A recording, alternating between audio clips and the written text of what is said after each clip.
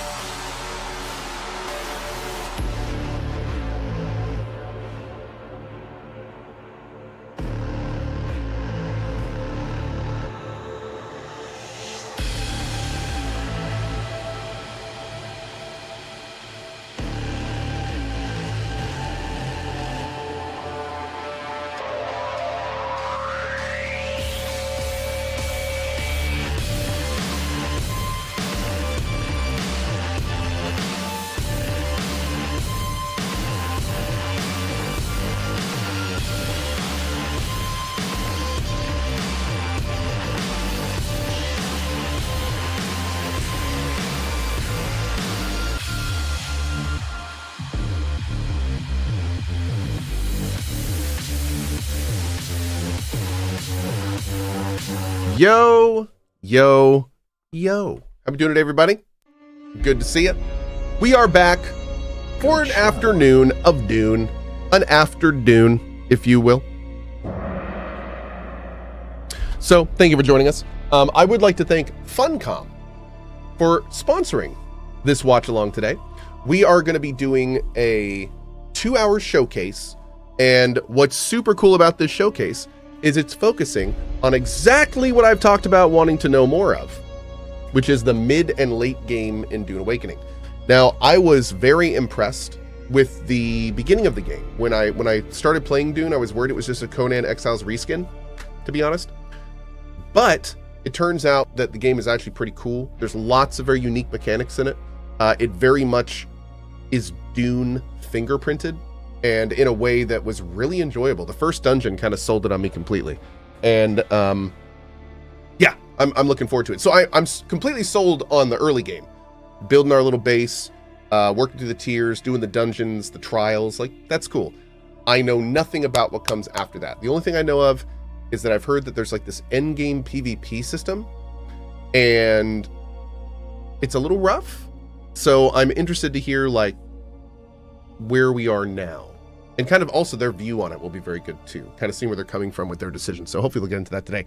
This is 2 hours. So I'm expect like this is not like a 30-minute showcase. Like this may go deep. I hope it does. But yeah, also super cool. Once this is done at 2 o'clock on the dot, we are going to be interviewing one of the Dune devs for 30 minutes. We get to chat with one of the Dune devs, and we're going to talk about any other questions we have after the showcase, what the plans are, kind of like any questions we have, which is going to be cool. So yeah, man, I'm ready for this. Let's do it. Let's do it.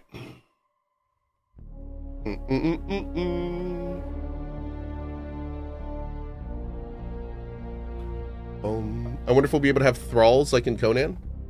Yeah, there's not really a system that I've seen for that, so I don't know. I blame Cohh for getting me interested in Dune. You know what? I'll take that. That's fine. I'll take it.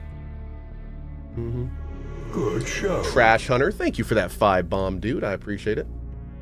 Is Dune any good? I really liked it. It's a pretty standard survival game at heart, but there's a lot of extra Dune stuff in it. So I would say that if you like survival games, and very much if you like Dune, like it's a very good combination. Yeah. But no, especially with the way you do land travel, with the belt and the fancy grappling hook, the whole worm mechanic, the vehicles. It has a good feel to it, a nice unique feel to it, which is fun. I love the backpack and the grappling hook. That is so badass. I could just do that in every game.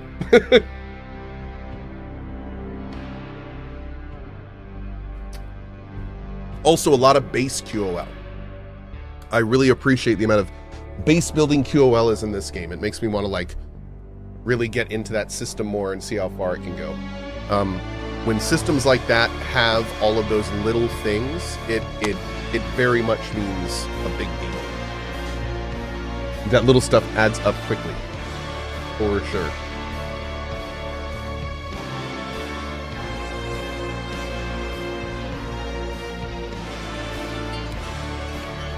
Quiet, you. Can you ride a sandworm in this? No, but you can get eaten by one. That's almost the same. You just ride it from inside its tummy. Few survive this world, but those who do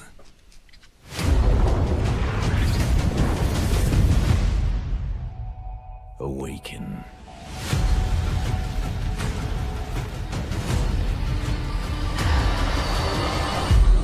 The desert wants you dead, off-worlder.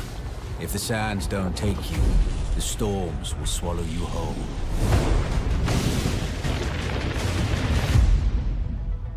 But you don't have to walk this path alone. In every danger,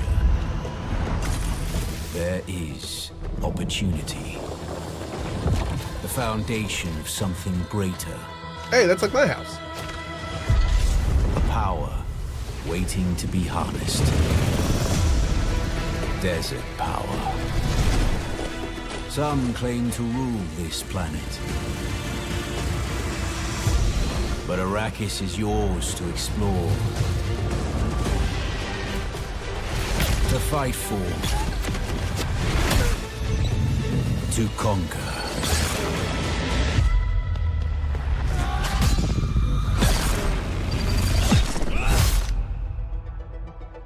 But there are Will day one be a solo run? For me, yes. Even Yep. your control. I mean, solo-ish, you know. If people build next to me and we kind of hang out and do stuff, then, you know, I'll do that. I'm not going to restrict it, but I'm planning on pretty much doing my own thing.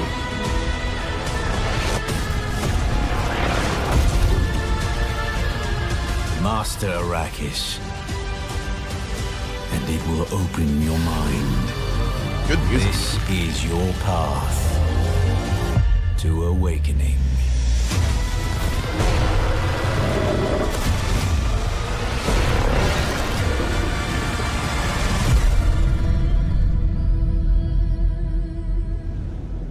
Is there Charming jank or Bethesda jank in it?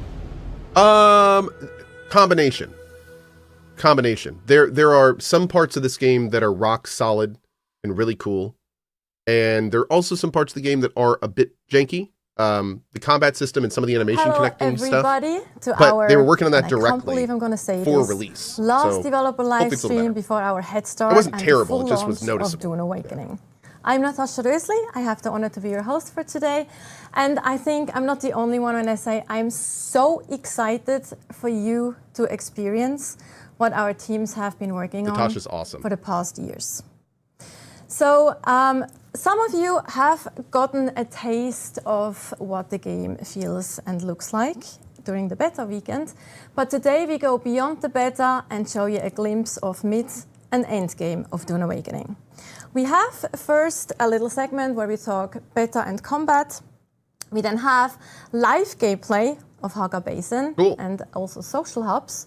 We go into live gameplay of the Deep Desert. And as always, we have a Q&A in the end where we'll be connecting questions from you, from chat, live during the stream.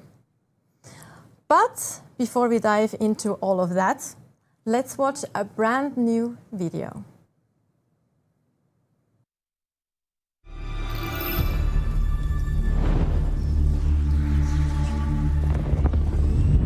Combat in Dune Awakening is the fusion of melee, shields, ranged, abilities, and vehicles. As you progress, your tactical options expand, allowing you to express yourself through different styles of play. Express yourself. I like it. In the beginning, combat is a short, brutal affair. Do everything you can to knock your opponents off balance and open them up for a retaliating strike. Keep an eye on your stamina, or find yourself in trouble. Early abilities change the paradigm. Use the voice to force your enemies to come to you. Shigawire Claw to stagger an enemy. That looks different. Recharge into melee range. Ranged weapons like the Mauler pistol allow you to maintain distance and take down enemies from afar until a shielded enemy enters the fray. Boltzmann shields change the nature of combat. Their kinetic barrier can only be pierced by slow-moving objects. Fast on defense, slow on attack. Swords, daggers, kinjals, and rapiers are effective for dealing with shielded enemies, but without a shield of your own, you will quickly be overwhelmed by enemy fire. Yeah, or you get an SMG and not worry about it. But the shields also have a weakness beyond. You can Indiana Jones them if you have an SMG. It's totally Ranged cool. attacks cannot be fired from inside an active shield, creating a window of opportunity for the others to exploit. Specialized range weapons can counteract shields. The drill shot rifle fires drilling darts that will attach to a shield and slowly pass through. Oh, that's rude. Jeez. The disruptor fires statically charged darts at variable speeds to overwhelm the power supply of the shield. That's my boy right there. Abilities can turn the tide of any battle. Swordmasters use their deflection ability to close the distance and bring their crippling strikes to bear on their enemies. Troopers use their techniques to take to the air and bring death from above. Bene Gesserit stop enemies in their tracks with the power of the voice, or use their Bindu dash to quickly close the gap. Mentats control the battlefield with their sentinel, or use the Hunter-Seeker for a silent takedown. Abilities, ranged weapons, shields and melee work in concert to allow mastery. But beyond Also mastery lies the spice. Consume it to awaken. Transcend human limits with new abilities and prescience, seeing what others cannot, the narrow path to victory. Combine these techniques freely to experience sandbox combat. Create unique strategies and bring them to bear against your foes. Always remember, Arrakis takes the weak.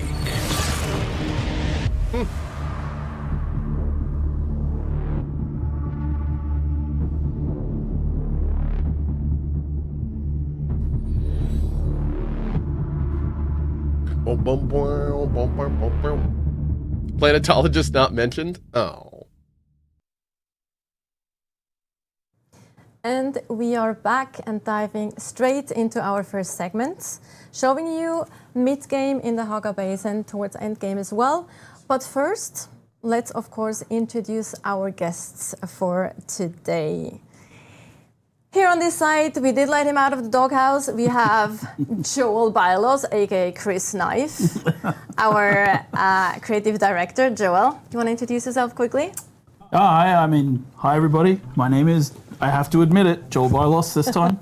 So because this is the last live stream, I'm going to admit that my name is Joel. Love it. It's fine. And yep, looking forward to talking about everything we're going to talk about today. Yeah. Yes, and on this side we have Scott Jr., That's the guy we're interviewing, by the way, our after the stream. executive producer on the game, new face. Yeah. Finally let me out. You know, Yes. the game is gone. Exactly. But yeah, it's good to see you both, and good to talk about Dune finally. Very excited. So, Scott, let us do a little bit of a throwback to beta. Sure. Players, as mentioned, have had, let's say, not a small taste, but a taste of the game, the survival aspect of the game. Maybe we can have an infographic where we actually see what the players in the beta were able to experience. Here we have a little infographic. What was the most valuable takeaway from this beta? I think getting the game in so many people's hands so they can understand what we made. Is that the When we same started Tasha from working on Twitter? Dune, Yeah. We wanted to make more than just a normal survival game. We wanted to make a very Dune game, first and foremost. And so that's not obvious, right, what we were doing, because we were taking a lot of risks trying to do some new takes on things to make them more Dune than survival. So we have a lot of people finally And being able Darlu. to play the game and understand, what we're trying to do. So that was great. And then seeing the feedback and the reactions and all the social media posts, all the YouTube videos, it's been fantastic seeing all the feedback. My personal takeaways is that we had a couple technical issues that we were able to sort out and get fixed pretty quickly. Some issues with some crashes and freezes that we've already fixed. So I'm really excited to get the game out next week so everybody can see what we've changed. Nice. Yep. Anything you 100%. wanted to add? No, I mean, for me, it's just a lot of fun to watch people finally playing. Like, someone asked me on Discord like a year ago, like, tell us about the game. They wanted me to describe the game. They weren't in the beta, and I was like, well, it's very hard to describe because it's something unique. Yes, it has some familiar survival stuff, Overland but we've map. laid it all underneath the Dune IP, and it's really hard to describe how all of those things come together to create something that I feel is kind of unique and interesting, right? And so, I think it was fun for people to really get their hands on it. I mean, we've been talking with the closed beta players for a while, but seeing people in the world having it, streaming it, putting up YouTube videos, talking about what they were experiencing, I think importantly, people finding out whether they like or dislike the game as well, because I really like people to be able to make an informed choice about what they're buying as well. So, yeah. 100%. I think one thing I can add to this as well is like for me, having a little bit more of a bird's eye view of early how access is on the 5th. developers It's a and the 5-day head teams start. are reacting Yes. to this because me too, we have been so close to the game for such a long time, you can't really judge it anymore, like from a normal like gamer perspective. And then seeing all those amazing kind of, obviously there was feedback as well that we kind of needed to address and things, more on that in a second. Yeah. But it was just so fun to see how everyone kind of was like, no, we have something here, like people Really, are Julia? enjoying it and they're getting it and they're like having fun playing the game, and that was really great to see from that perspective as Yeah. well, like just overall. And the moments like people almost getting eaten by the sandworm, right? Those are very tense moments that happen in the game, and Yeah. just seeing the reaction. That happened to us many Exactly. times. Yeah, there was one thing I really enjoyed, was also like watching people coming in, I don't want to say skeptics, but they kind of, as they hit the beats of the game, as they progress through the game, in the beginning they're like, okay, this is this and this is this, and they kind of, and then like they're like, wait, you can combine the suspensor belt and the Shiga claw, and you can, oh wait, you can do these things? That's what happened to us. Oh, cool! I pretty much. got and suddenly the game, like, it's opening up more and more, and they're really starting to understand the philosophy of how we approach the development with the sandbox, right? So, I don't know. As I saw people experiment, I was just like, oh god, they're seeing it and doing it. It's They great. get it. They have get those it. light bulb moments that we Yes. were hoping for, right? Yeah, Yes. and they just were growing more positive as they played more, right? And that to me is huge. Is It's it really strictly important. multiplayer? And it's, as I mentioned, It is, that but you are can the play things solo. that are I mean, I really did. great to see from kind of an outside. But you are perspective as playing well. with other And it was players. good. Just yes. it's the first slide was showing this, right? It's just the first 20 hours, so it's just a taste Yep. of the game, right? It's just the very beginning of Act 1. We have so much more to show, and Which the best is parts are yet to the come. rest, can quite talk a bit, about it. like a little bit of the stream as well. But going back to the beta weekend, there were of course some things We that now have the best weren't that co-lurk great, that emote on didn't Twitch. go Thank as you, Julia. planned. One of those moments was of course the PvP moment in the broadcast, and Amazing. when it comes to melee combat specifically. But we have actually worked on this and addressed it. Scott, maybe you can give a bit of Yeah, context so to that. we were aware of this issue. We've been in closed beta for a year and a half Yeah. almost now, right? The new combat came in August of last year. Yep. And we've been making looks so tweaks based on feedback and playtests that we've been doing. So going into the beta, we knew that there was that issue around stamina and what would happen if it ran out, and we'd already been working on it for over a month to try to fix it. So we patched out a change to it. Do you want to go over the details of that? I mean, the high level changes it's something like this now, right? So heavy and slow blade have been separated as attacks. So a heavy staggers people now, and then a slow blade finishes them off, or goes into the slow blade attack. So you actually, now holding the button, you'll actually do a heavy attack. All attacks have now got proper stamina costs attached to them. And then in addition, if you're in a place where you're getting into the stun lock situation, you get an ability which is called Second Win. It just pops on. It starts to restore your stamina bar quickly so you can dodge out of any sort of stun lock in that situation. So yeah, we've been doing balance around stamina costing on everything. We've been doing balance around the way attacks work. I think it's all working pretty well. Scott and I did a fair bit of PvP ourselves. We're pretty bad at on it. the top but of a we Who can shipwreck. try. won? Did you do well? Yeah, one, yeah. Day one, He- and Joel won day two. Maybe? I think you won day one. but So that they're was making because major on the second combat day, I changes slotted right the before Bene Gesserit launch. technique, the Mentat technique, which allowed me to avoid his voice power. Interesting. Oh, But it sounds like it's And based then on he wasn't feedback, so able maybe to get that's me anymore. So good. then it was fun. Like it's fun to rock, see paper, how scissor approach. how the dynamics work. From the right? sounds of it, maybe it was wasn't a lot of done. fun. I don't and know. Yeah, I mean, I think we're still, we put it on the closed beta. We're getting feedback from people and testing. But one thing is important to stress, right? It's a live game, and we're going to continue to patch and update. So we'll be paying a lot of attention to what happens as the game goes live and as people are playing. And we're here to make the game better. That's our job. So Yeah, absolutely. That's beautifully said. Thank you. But enough just a dry talk. Let's jump into some gameplay. So we actually have an example of group gameplay. I'm like, that word is just not as I many. thought you were going to, when you said dry Glam examples, I thought you were going to break out the wine. But let's. Maybe I should. Maybe I would go better. Welcome. But yes, so we have some group gameplay, mid game actually. Yeah, mid-ish game, We can yeah. probably just comment on it as Sure. well, what we're seeing and how it's different from what people have seen in the beta specifically. Sure, you want. Sure, yeah, I can go. So if you played to the Vermilion, Oh, you can just mine on this the thing? journey is still very isolated to your yourself. Is it a mining right, your sand bike, and vehicle? you have a small base. As you're moving into the next areas, like the hog, this is the rift, right? You unlock the buggy, and the great thing about the buggy is it allows you to start mining from your vehicle, and the resource requirement as you go further and further into the game is more intense.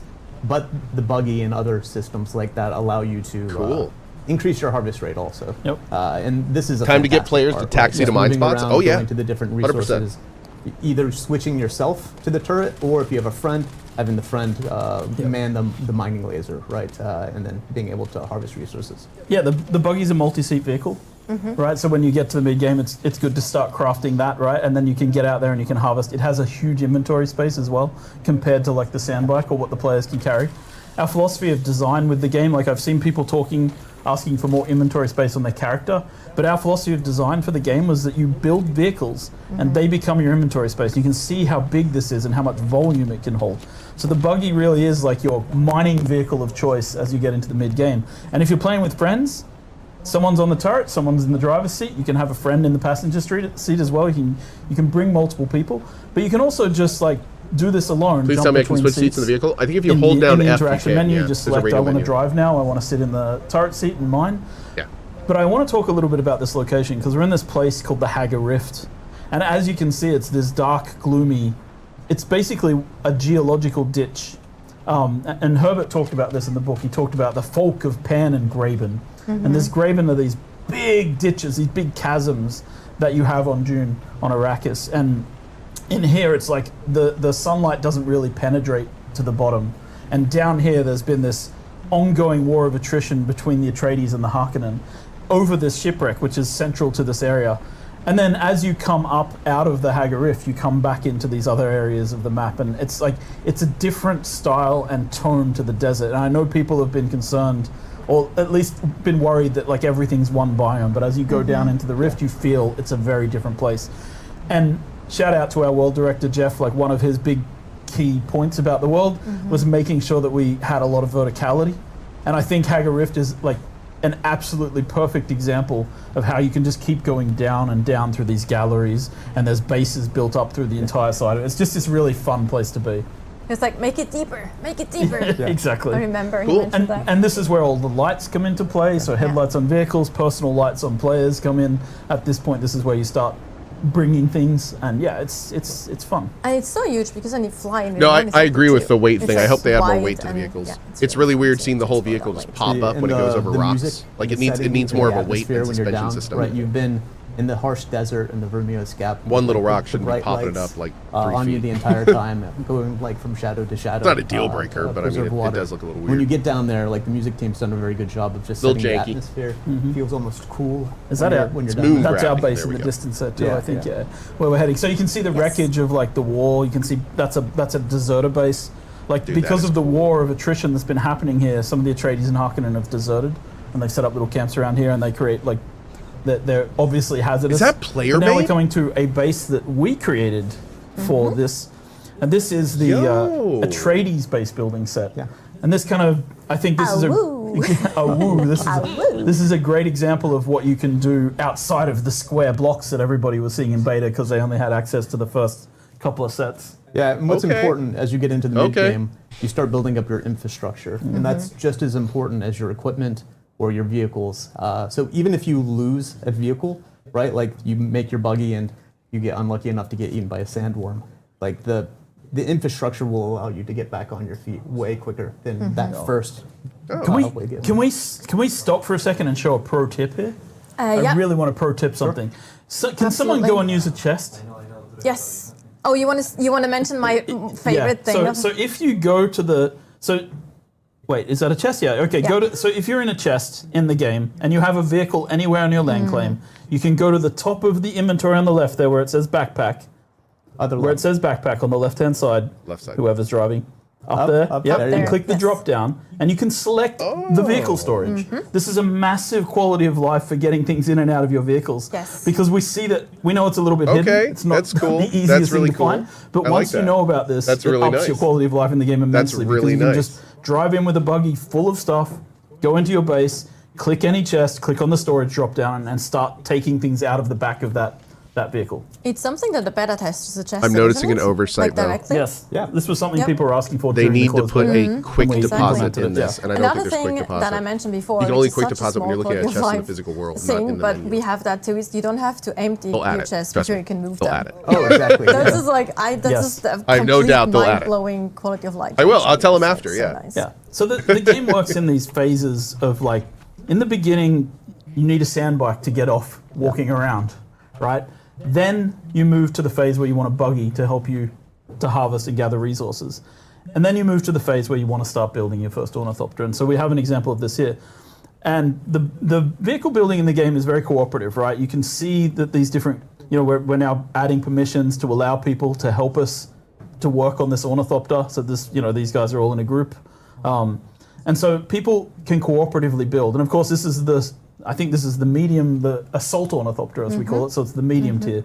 But the largest ornithopter, there's the different transport types. ornithopter, also requires, a lot of parts and a lot of people. So it's kind of part of the way we designed this was to make sure that we had this collaborative building system in the game, both for buildings and for vehicles. This is my favorite part of the game, just the building the vehicles actually physically in the world, right? Putting the pieces there, working with your friends to make all the parts of them, and then like mixing and matching the different modules to make the vehicle, fit the role that you want to use the vehicle with for that moment. Yeah, and vehicles come with different module sets, right? So you can put inventories on some. You can, like we talked about the buggy. You can actually have a rocket turret on top of the buggy, which I think you Exactly. saw in the combat trailer earlier. Yeah. You saw the buggy firing rockets. So you can have different types of things on the different vehicles, and we'll continue to expand that post-launch as well, making the vehicles more and more useful with utility. Yeah, it's fun, right? And then I guess the other side of this is that we can start talking about variants and swatches, which is our He's actually customization going to system. change in a second. We'll Yeah. actually see that. So there we go. Yeah. So this, Yeah. this Atreides ornithopter. these guys are aligned with the Atreides. Boo. So here we just switched out the Atreides. And a variant, just to put the distinction in place, a swatch allows you to change the color sets, but a variant allows you to change the physical visual. The actual so this model, is this is the shape of the Atreides. It's got the hawk-like lines. It's Cool. got the sharp angles. Boo. And the Harkonnen have more of an insectile kind of feel to them. Yeah. Are And there so, yeah, this three? is- and or you earn these variants in this case Oh. by leveling up in the factions, which is a part of the mid game. Which we aren't really showing a ton of that today, but Oh. as you join a faction, go through their quest lines, you earn access to these kind of variants and things like that, and then you're able to use the Atreides colors and swatches and variants. Yeah, both on vehicles and your armor, right? So Yes, vehicles, you- armors. You Yep. can represent dude, I with like the your back of theirs. Harkonnen clothes Yes. running in the deep desert, Yes. perhaps. And it's important That to is note so that like a cool. lot of our philosophy around this was as well, like you create, so let's say you create a tier 4, like a mid-tier armor set, and it's like a scout armor. You can variant swap that to look like any other scout armor in the game. You can't turn it into a heavy armor or a combat armor because we want Interesting. people to understand in PvP what they're fighting.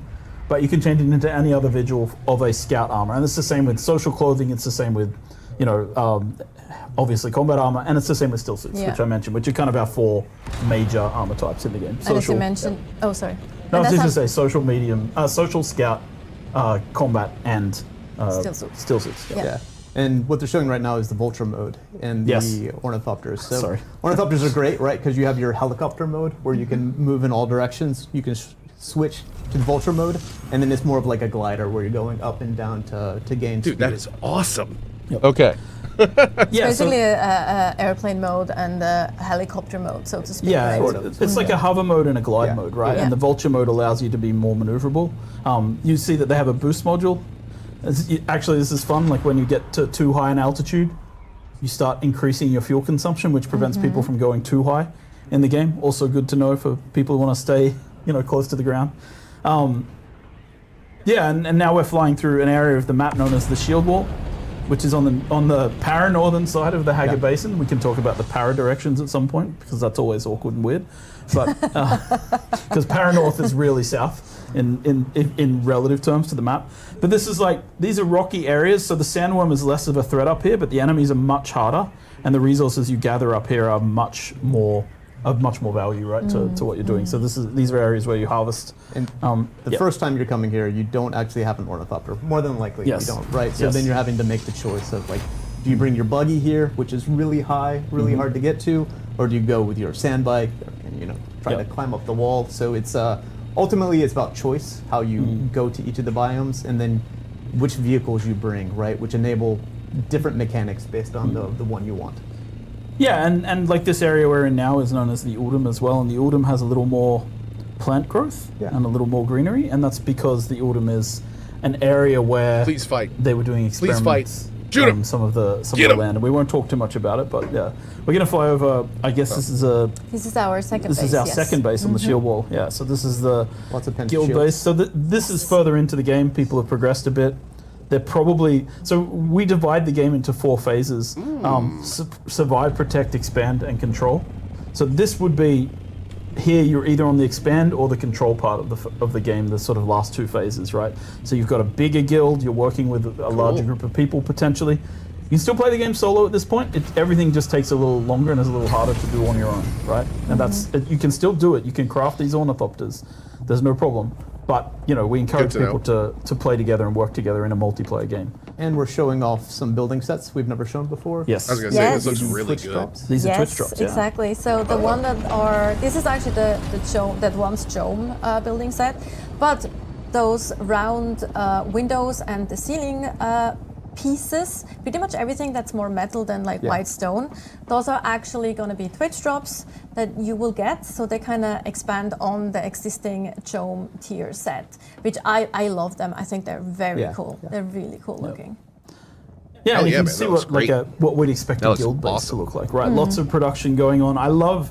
It was something that we were really pushy on in the game development, making sure that the fabricators actually show the items being crafted as they craft, so you see them So cool. form up inside the fabrication units. And yes, I know this isn't exactly something from Dune lore. This is one of the places where I was like, I have to make a concession to the game. They don't have fabricators; they're not mentioned in the lore, but it's fine because it's cool. looks cool. Rule of cool in some cases. Absolutely. And this is a vehicle fabricator, yeah. There's also circuits. Have we ever talked about circuits before? Nope, not actively. You can. Okay. Please feel free. They're pretty neat. It's not like as intense as like Factorio, right? Making blue science or anything like that. But you are able to set up different circuits in your base, so you can have some containers feeding into some fabricators, Really? fabricators feeding into others. You'll never have 100% automation like you would get in a factory builder game, but it does enable you as you get to mid game to start having a fair bit of automation in the game when you're playing, because water and electricity become quite a burden if you don't start upgrading your gear and the infrastructure like we were talking about before. So we introduced passive ways to get water, which is a huge help, because water in the mid and to the end game even is really important through all aspects, not just survival but also crafting. For my fellow lore nerds out there, we call the passive water generation wind traps. I was just about to say there are actually some wind traps on this, and we've seen some while we walked by them as well. And yeah, it's just like you also see here how much bigger those refineries are. We also saw a spice refinery as well, actually. Yeah, there was the spice round refineries there. tubes. Yep. Yeah, and that we just saw a room with some decorations in it as well. Yeah, like just to you can pimp up your area in a sense, like put out holograms. It was quite funny because here's a fun anecdote from development. The artist made a bunch of the artist made a bunch of pot plants for people to put in their bases, and I was like, guys, it's June. There is no water to water those So we have a things lot of holograms in your plants now. buildings. Yeah, I was like, they we look can great have. though. Then I keep saying the word holograms. Sorry, everyone. Solido projections. Solido projections. Solido projections of You'd plants. be yelling at yourself. Oh my god, I'd be so mad. I'd be so mad if I wasn't me right now. If you like decorations, you need to explore quite a bit, Yes. right? We don't unlock them all. Yes. Go to trade posts, go to places where there are people. You can unlock tons of the stuff that you're seeing around in the Yes. base here. Exactly. You have to work a little bit for it. You'd have to work though. a little bit Yes. for it, yeah. Like explore, find people. Will this be on Game Pass? And obviously these doors, I don't better shield think doors so. and things as well. Like once you reach a certain stage in June, you I can don't put know. shielded I don't think doors so. out, so you don't have to have doors that open and close. Exactly. And that's really useful for when you have flying vehicles. You want to land in hangars. You don't have to wait for a door to open. Some of the cool stuff I've seen in beta is they will make a huge base, but it's kind of covering a road. So they'll open up Yep. the middle of it and then set the permissions on the Pinto shields so that you can actually drive Public, through it. So yes. you can't go into their base, but you can still go through the middle of their Yes. base, Yeah. which is nice. It's nice. Yeah. I That's agree. cool. Good guy players. Good guy players, yeah. Yeah. So I think we're actually gonna go up to the roof now and build a transport ornithopter. nice. Great. Which Ooh. not No. yet. Okay, not yet. No, we're not. Oh, Excuse just me. kidding. We're not. We're wrong. We're gonna run around the base a little Not bit more. wrong. We're Yeah, still yeah. we're still Oh. doing other things. That's an yeah. Okay. This game had But- private servers. I think they said What not at we'd launch. like to do is because we're actually going to go to a social hub later on, and we'd like to throw that to. Unfortunately, we can do only Twitch, so I'm sorry, YouTube. We love you over there too. It's just our bot is being a bit difficult, so we'd like to do a poll, throw that to Twitch chat only for today. Which of the social hubs you'd like to see? We have 2 available in the game right now. One is Arcane, the other one is Hardcore, and you can choose which of those you'd like to see today. I want to see Harkonnen. So we give you like Because we'll few probably do minutes a trade to vote on that for our while round, so I our want to see Harkonnen. rock stars and wizards behind the scenes are preparing that poll for you if it's not running already. And yeah, we can talk a little bit. One of the cool things that they were just showing there is the vehicle backup tool. Yes. I don't know if we've talked I about think it's that on awesome. stream too much, but once you've built a sand bike or a light ornithopter, you can actually build a tool to hide it, or like, what's the lore reason, Joel? Let's go with the Ritchie's perfected miniaturization technology, sure. and the player is able to miniaturize their vehicle, and it only works for vehicles that have nothing in their inventory. Correct. Yeah. And 2 types of vehicle: the sand bike and Yes. the light scout ornithopter. Yes. Yeah. Oh, we're flying past. Highly recommend always using it, right? When Yes. you're going to a location, Yes. land. Is there going to be a coalition store guild? your vehicle. We're going to Don't let it try. get destroyed by a sandstorm. I but- learned that the hard way myself. It's I think the I will guild never do size that is really mistake ever limited, again. unfortunately. I see. We've gone with we'll spoiler see. territory here, and we're flying over the giant power station of Misatariel. Don't look. I don't want to talk too much about it, but we'll let people figure that out in the game. It looks cool. Was that a It's captured really- sand Me worm? too. It's Mine really too. That was a absolutely power Mine too. station? And the Mine too. story involved in it is So really cool. please look forward to it. And then we have someone doing their vulture roll, which is very nice. Can you hit your scanner really? as well, whoever's flying? I'm not sure to do that. Oh, Yeah, so yeah. like that's vehicles obviously get like players got hand scanners probably in the beta, but now you're up to the stage where you actually have a scanner and you're scanning entire like islands by pumping C. So the idea is that again, as you progress, everything just takes a step up in how quickly you can do things. We wanted the game to feel, well, you've put in the effort to get this vehicle, we're going to give you the convenience of being able to scan an entire island very quickly, right? Yeah. This is a trade post. This is the Crossroads trade post. Look at the poll. It's super tight. I love that. Like right now, Arcane is slightly winning. So let's go, Harco Village Harkonnen. is cooler. I agree. I agree though. Harkonnen's Well, much cooler. both We're gonna see some footage from Harko no matter what we do. super Sure, cool, that's though. true. Both are super cool, but I do like. I think the Yeah, votes are just frozen. because you're an evil person and I you am. like Harkonnens. I am just like Something evil about for that life. whipping noise.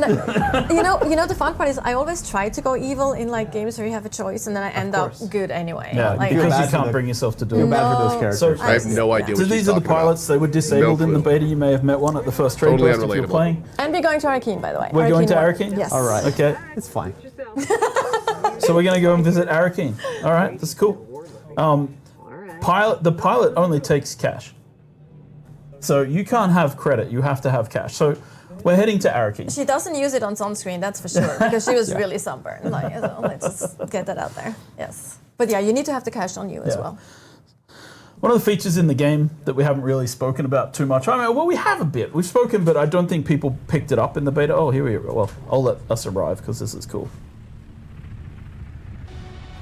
Oh, that's a Chungus one. Arakeen. And as we arrive in Arakeen, so one of the features we have in the game is the CommuniNet system. And when a player opens their CommuniNet, they can choose radio stations to listen to in the game, a la like a Fallout game or a GTA game.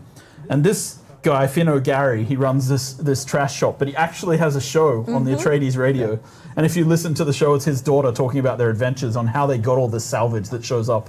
So it's kind of fun to just like narratively listen. That is kind of you know, fun. we I tried like to that. connect everything in the world. This is again, I want to make this point because I feel like I see it sometimes online, and it's a little, let's say, disheartening. People, we were advertising the game and saying the word MMO, and then people were like, oh, they took all that off, and we took it off because we do feel like this is a huge world completely worth exploring with lots of other people.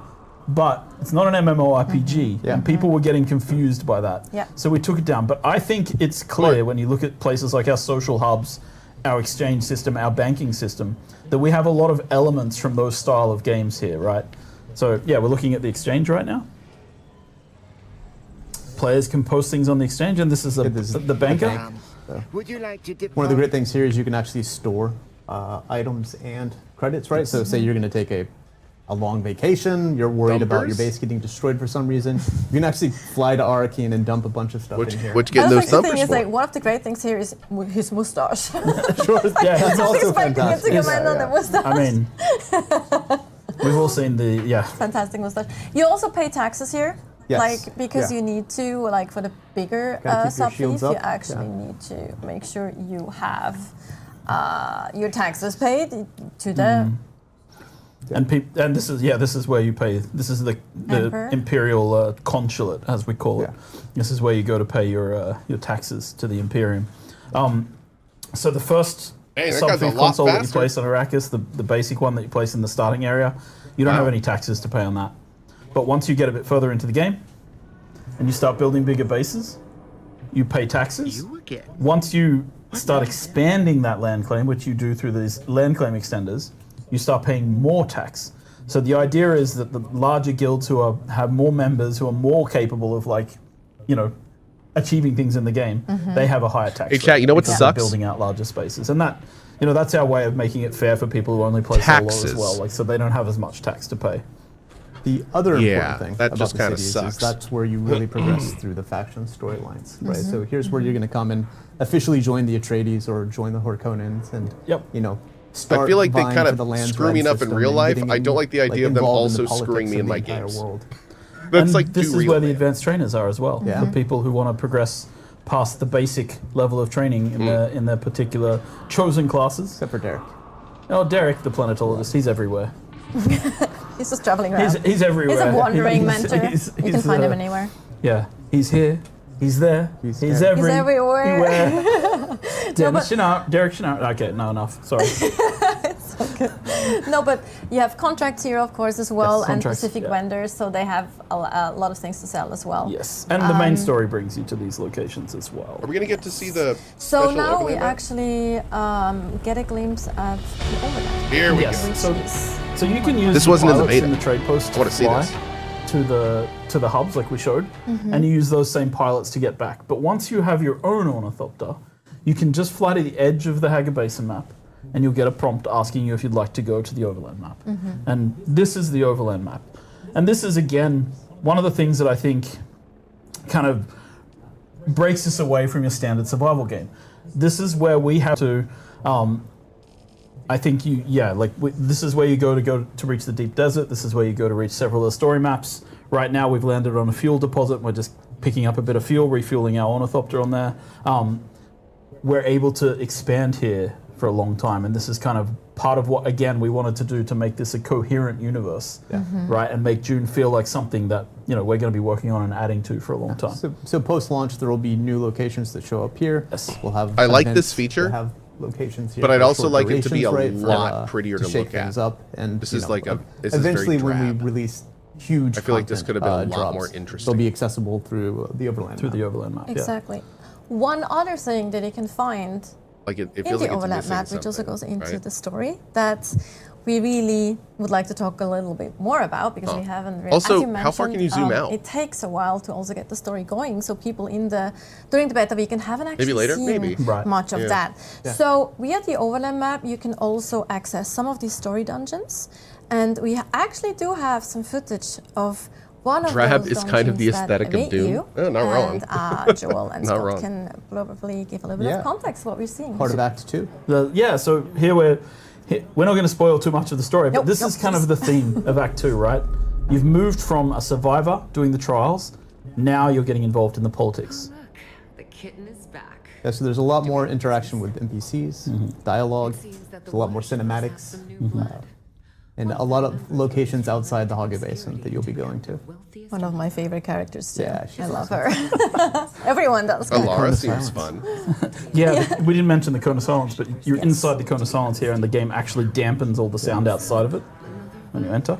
which is pretty cool. Nice. To be distributed in the water supply of this water shipper. The active Chormurky for law people who understand. What is that, by the way? I actually don't know what The that Assassin's means. Handbook describes certain poisons.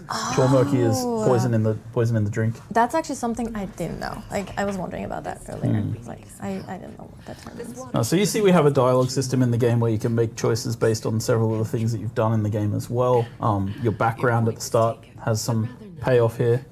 This water shipper is wealthy. Again, it's not like, we're not making an Obsidian RPG with all of the choices that something like that has, but we're doing a level of this that's above and beyond what most survival games do, I think.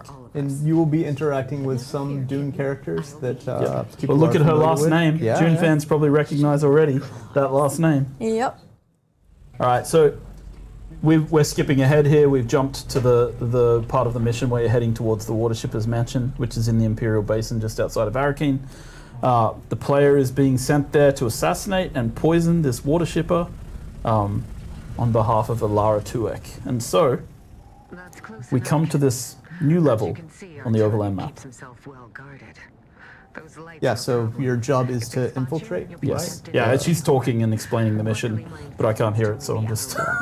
But One of the things we wanted to do is make sure all the abilities still work in these, so it is still very sandboxy. Yeah. There will always be multiple approaches. You Yeah. know, if you have a Shigawire Claw, you can use that to grappling hook over some areas. If not, then you're gonna have to be a little bit more stealthy and avoid the searchlights.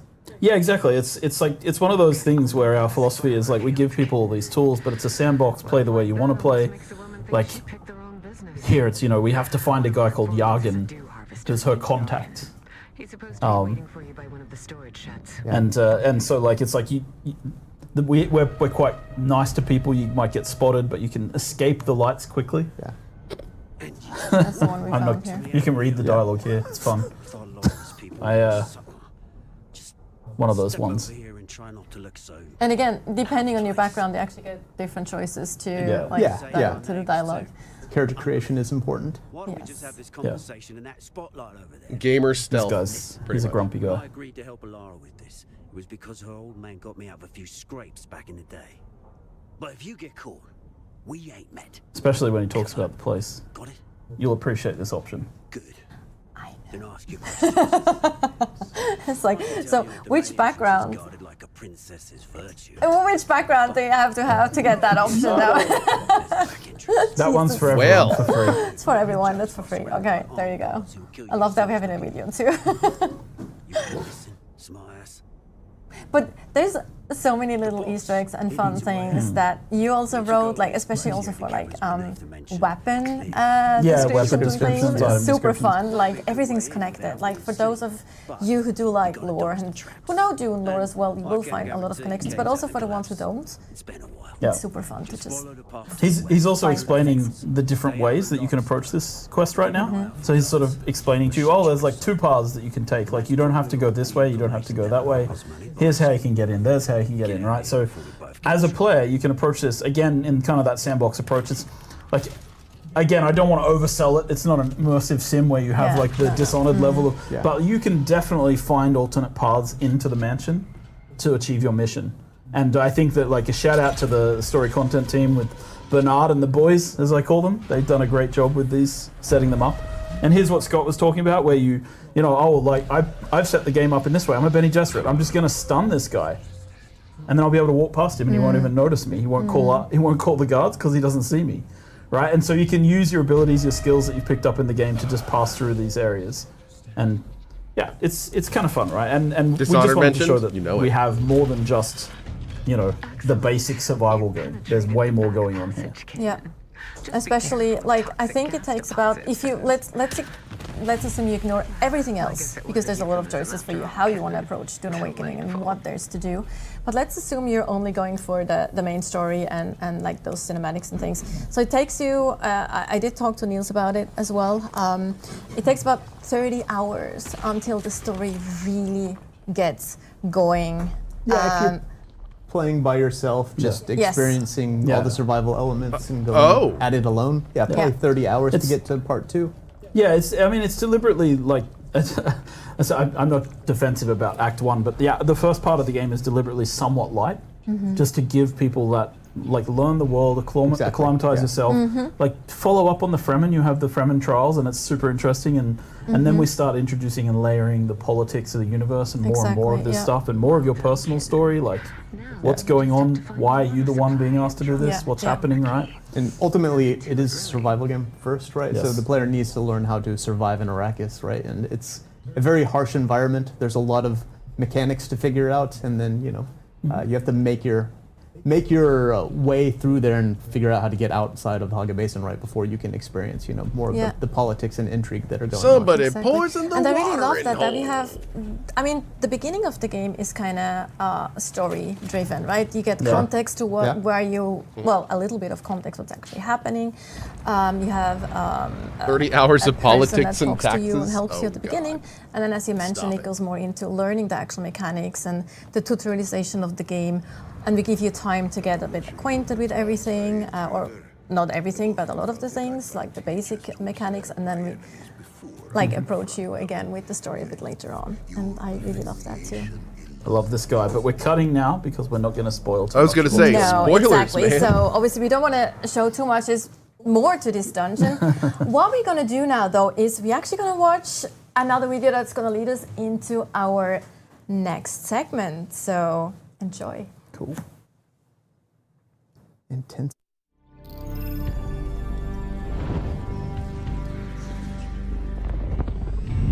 Power.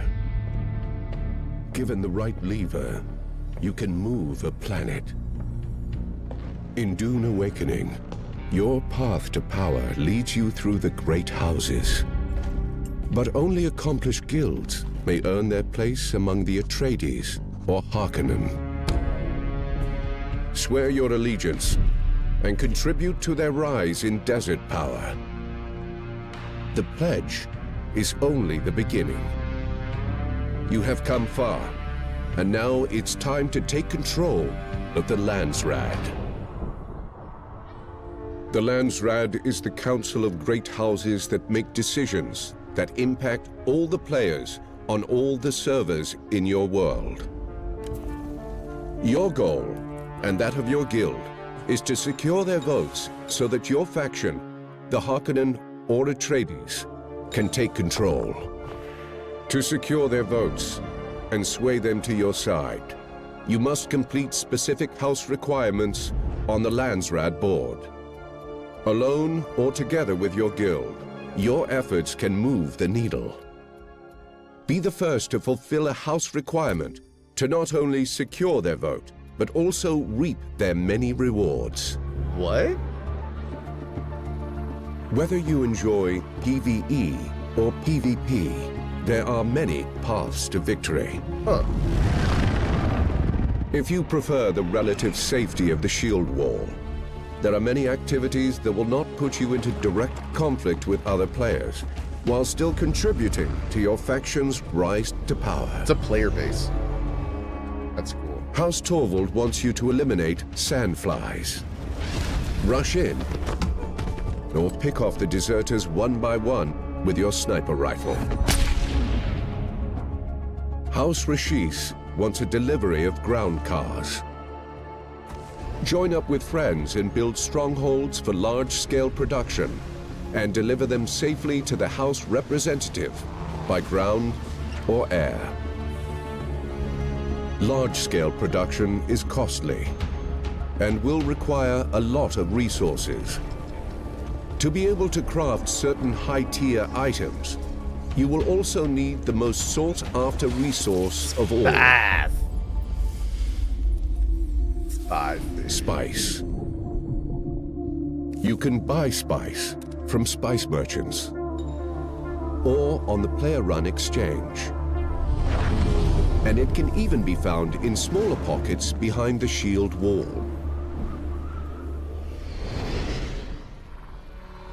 But to collect industrial quantities, you must venture into the unknown. Oh, here we go.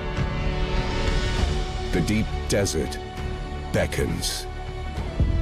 Here, violent Coriolis storms sweep across the vast expanse of sand, resetting the map every week,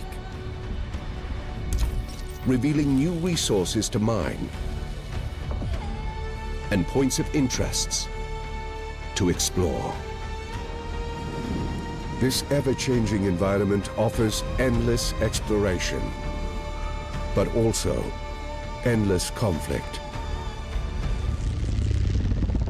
Each house in the Landsraad desires a specific control point in the deep desert. Seize it and hold it over time to gain their vote. Fortify it and be ready for a fight. Other players will soon come to take it from you.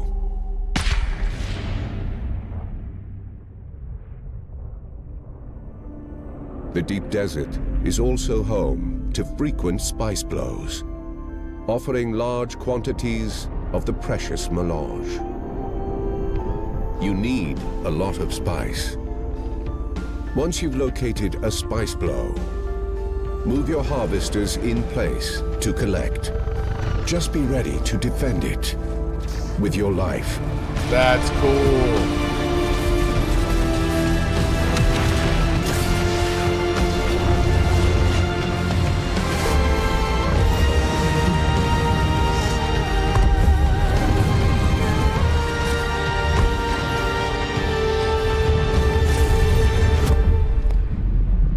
Did she just grapple onto that ornithopter? Oh my god. Jesus. After a week of politics, manufacturing, and conflict, one side emerges victoriously. The Harkonnen have seized the Landsraad, and the leaders of the player guilds who contributed to their victory all get to vote for a decree that will impact everyone on a server belonging to that world. They choose to unlock exclusive weapon imports rights. By decree of the Landsraad Council, under the seal of His Imperial Majesty, a trade consortium has been authorized to visit Arrakis, providing Harkonnen players with exclusive access to a unique weapons vendor in Hako Village. So here's the only major problem with this. A lot of times systems like that, take the orb system in Guild Wars 2, can lead to the strong getting stronger and the winners winning more. So devs have to be real careful with Landsraad type systems because they can totally screw up servers. If one side gets strong, wins everything, and then the reward is getting stronger, it's just like... So what you should do is you should make it so the people that are winning, they get rewards that don't necessarily make them stronger, but get them more resources. No, the people that are losing, they get more power. No one would have noticed. So then they can take it back. So it's like if you're losing, you get more power. If you're winning, I you get couldn't more hear it, but I'm resources. pretty sure it cut off mid-VO. It probably did. Yes, I couldn't hear it either. But the video is going to be available after the stream anyway, so you can watch it in all its glory. Landsraad. Talking about Landsraad, so let's go to the next segment. Endgame and Landsraad. So we know about that. people have, of course, expectations of what. Yeah, we're interviewing this guy right after this, so we're going to talk to him about it. Deep Desert looks like, and what it's for, and how people will use the Deep Desert, and how it works. A lot of those things. But I think before we go into more details and show some really exciting gameplay as well, Joel, I think it'd be cool to talk about the vision for what the end game is supposed to be, right? Yeah. Yeah. I think, like, going back to when I joined the project, like, so this is 5 years ago, right? And we were talking about what is a good 5 years he's been survival working on game, this. like, because Dune, you know, we were making a Dune survival game, and we were talking about what is the vision for an end game in Dune. And the kind of the goal and the idea, at least in the beginning, was like we started with, hey, like you start by surviving in the desert, and it's that raw nature versus, you know, mankind kind of thing. It's the sun, it's the sandworms, it's the storms. But then you move into this new mode of survival, which is political survival, which is the end game of the game needs to be about these big forces, right? The Imperium is made up of the great houses, the Landsraad, the Emperor, the Spacing Guild, Chom, all of these things have an influence, and you as a player are just a small cog in the machine, but we want you to be able to feel like you're participating in this big umbrella system. And so we started there, and then we talked about, like, there's an element of like, I think, very technical game design here where we talk about player activity cycles through the week. I just have another question I'm going to ask him. I was looking at like games like Rust. You know, Rust has their server resets, which is great for like people to start building up, and people really enjoy that cycle. But a lot of people also love having their stuff and not losing it. And so we talked about like, okay, what about a place, and in Dune it's perfect, right? You have these Coriolis storms, and there's scenes in the book where the sand is just tearing apart DC Tommy, cliff I faces, feel the same way ripping as down Akamoto's. the things in the desert and do. revealing things from beneath the sand. And so we said, okay, what if we had a map In the most deep cases. desert? In most cases. And in the deep desert, the landscape changes every week. How does that affect gameplay? And then we started there and we talked about, okay, what about if there's a cycle of events that we want players to go through? And again, this is a design. This is a high-level design. We might actually have an infographic or a visual asset. Yeah, I want to know a lot more that about week this system. Cycle of. Oh, do we? Yep. Cool. Fun. You guys are on top of things. I know nothing. No, Oh not that one. Sorry, that's Not this one. not that one. But okay. Either way, I can Maybe just it's keep, not right. Maybe I we can just- didn't. Make I it can in just time. keep talking. Yeah, Just go keep for it. talking. It's Go fine. for Sorry, it. everyone. I know it's just Go for boring it. old Joel. But like we wanted to approach this right. So we were like, okay, what if there's a map that resets and the map changes every week so that it's an infinitely explorable space? And we worked backwards from there and we said, how do we build a lot of our game systems towards this? So we started with the idea of, yes, the map resets. When would we want to reset the map? Let's say we reset it on the lowest player activity day of the week, right? Which tends to be a Tuesday night or a Wednesday in these kind of online games. And then we're like, okay, and then there's this activity we call If they use the scouting word and procedural, cartography. And then we built a game mechanic around cartography and scouting, which I think we're going to show in a little Is it bit. procedural? And that is, and maybe you saw it, we definitely tutorialized it in the beta. You reveal parts of the map. And then we made it so that you can save those maps and sell them to other players. So we create a loop there for players who are scouts, and that happens, let's say, you know, in a player activity week, it happens during the low ebb. The deep desert gets revealed. Everybody needs information. How do we make information a commodity? We create a cartography and a scouting system. Then once that information is gathered, That's kinda cool. people share it with their friends Like that and their idea. guilds. Then they start setting up what we call a logistics plan. How am I going to control the spaces in the deep desert that I want to control? What is my guild looking for? Are we looking for spice? Are we looking for unique schematics? Are we going after shipwrecks? Are we going after the ecology labs that have been revealed? Like, what are we doing this week? So then they go set up. And then the weekend, which is when the highest player activity count is, that's when people are online. And that's where people really participate in the activities in the deep desert, whether that is running ecology labs with their friends or shipwrecks or fighting over like control points in the deep desert. And then after the weekend, I should say, on top of this as an umbrella is the Landsrad. And the Landsrad are asking you to do activities that take place both in the deep desert, but also outside of the deep desert. There's a lot of PvE stuff in there. And then at the end of that activity cycle, everybody votes. It sets a server-wide change, like a worldwide, I think we should say in our terminology. It changes every rule set in the world can be changed by the Landsrad. And then the Coriolis Storm happens again on a Tuesday, and we start over again with a new weekly cycle. And this is kind of the vision and dream for how the end game should play out and how we would like it to work. And yeah, I mean, we'll talk about how that we've set everything up for this to be the case, but of course, no plan survives first contact with players. So another point I would like to make is just we're a live game. We'll continue to tweak and update these things. But let's maybe look at and talk about it. Yeah? Yes, let's look at some gameplay. Actually, some activities that you might be wanting to do. So we have like actually a team here that will now go into the deep desert. Okay, so we've gone through the overland map. Yeah, we're And in the shield wall. we're in the shield wall, which is the southern part of the deep desert.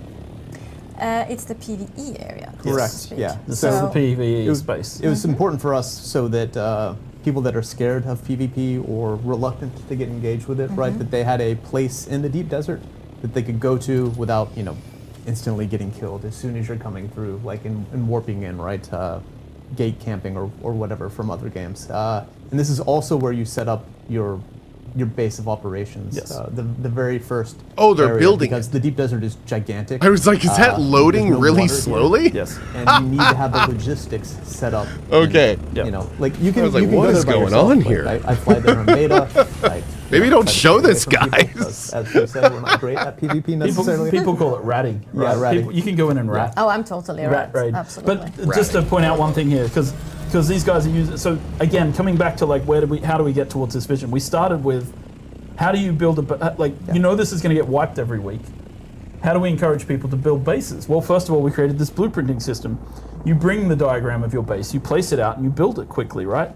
This is very fast. It doesn't take very long when you're with a few friends. You get a base put down, you build it up quickly. This is part of the logistics cycle of the Deep Desert. And you can either bring the resources from Haga Basin and all the vehicles that you're bringing with you, or you can harvest there's quite a bit of resources in the shield wall. So That's you can cool. set this up. I like that.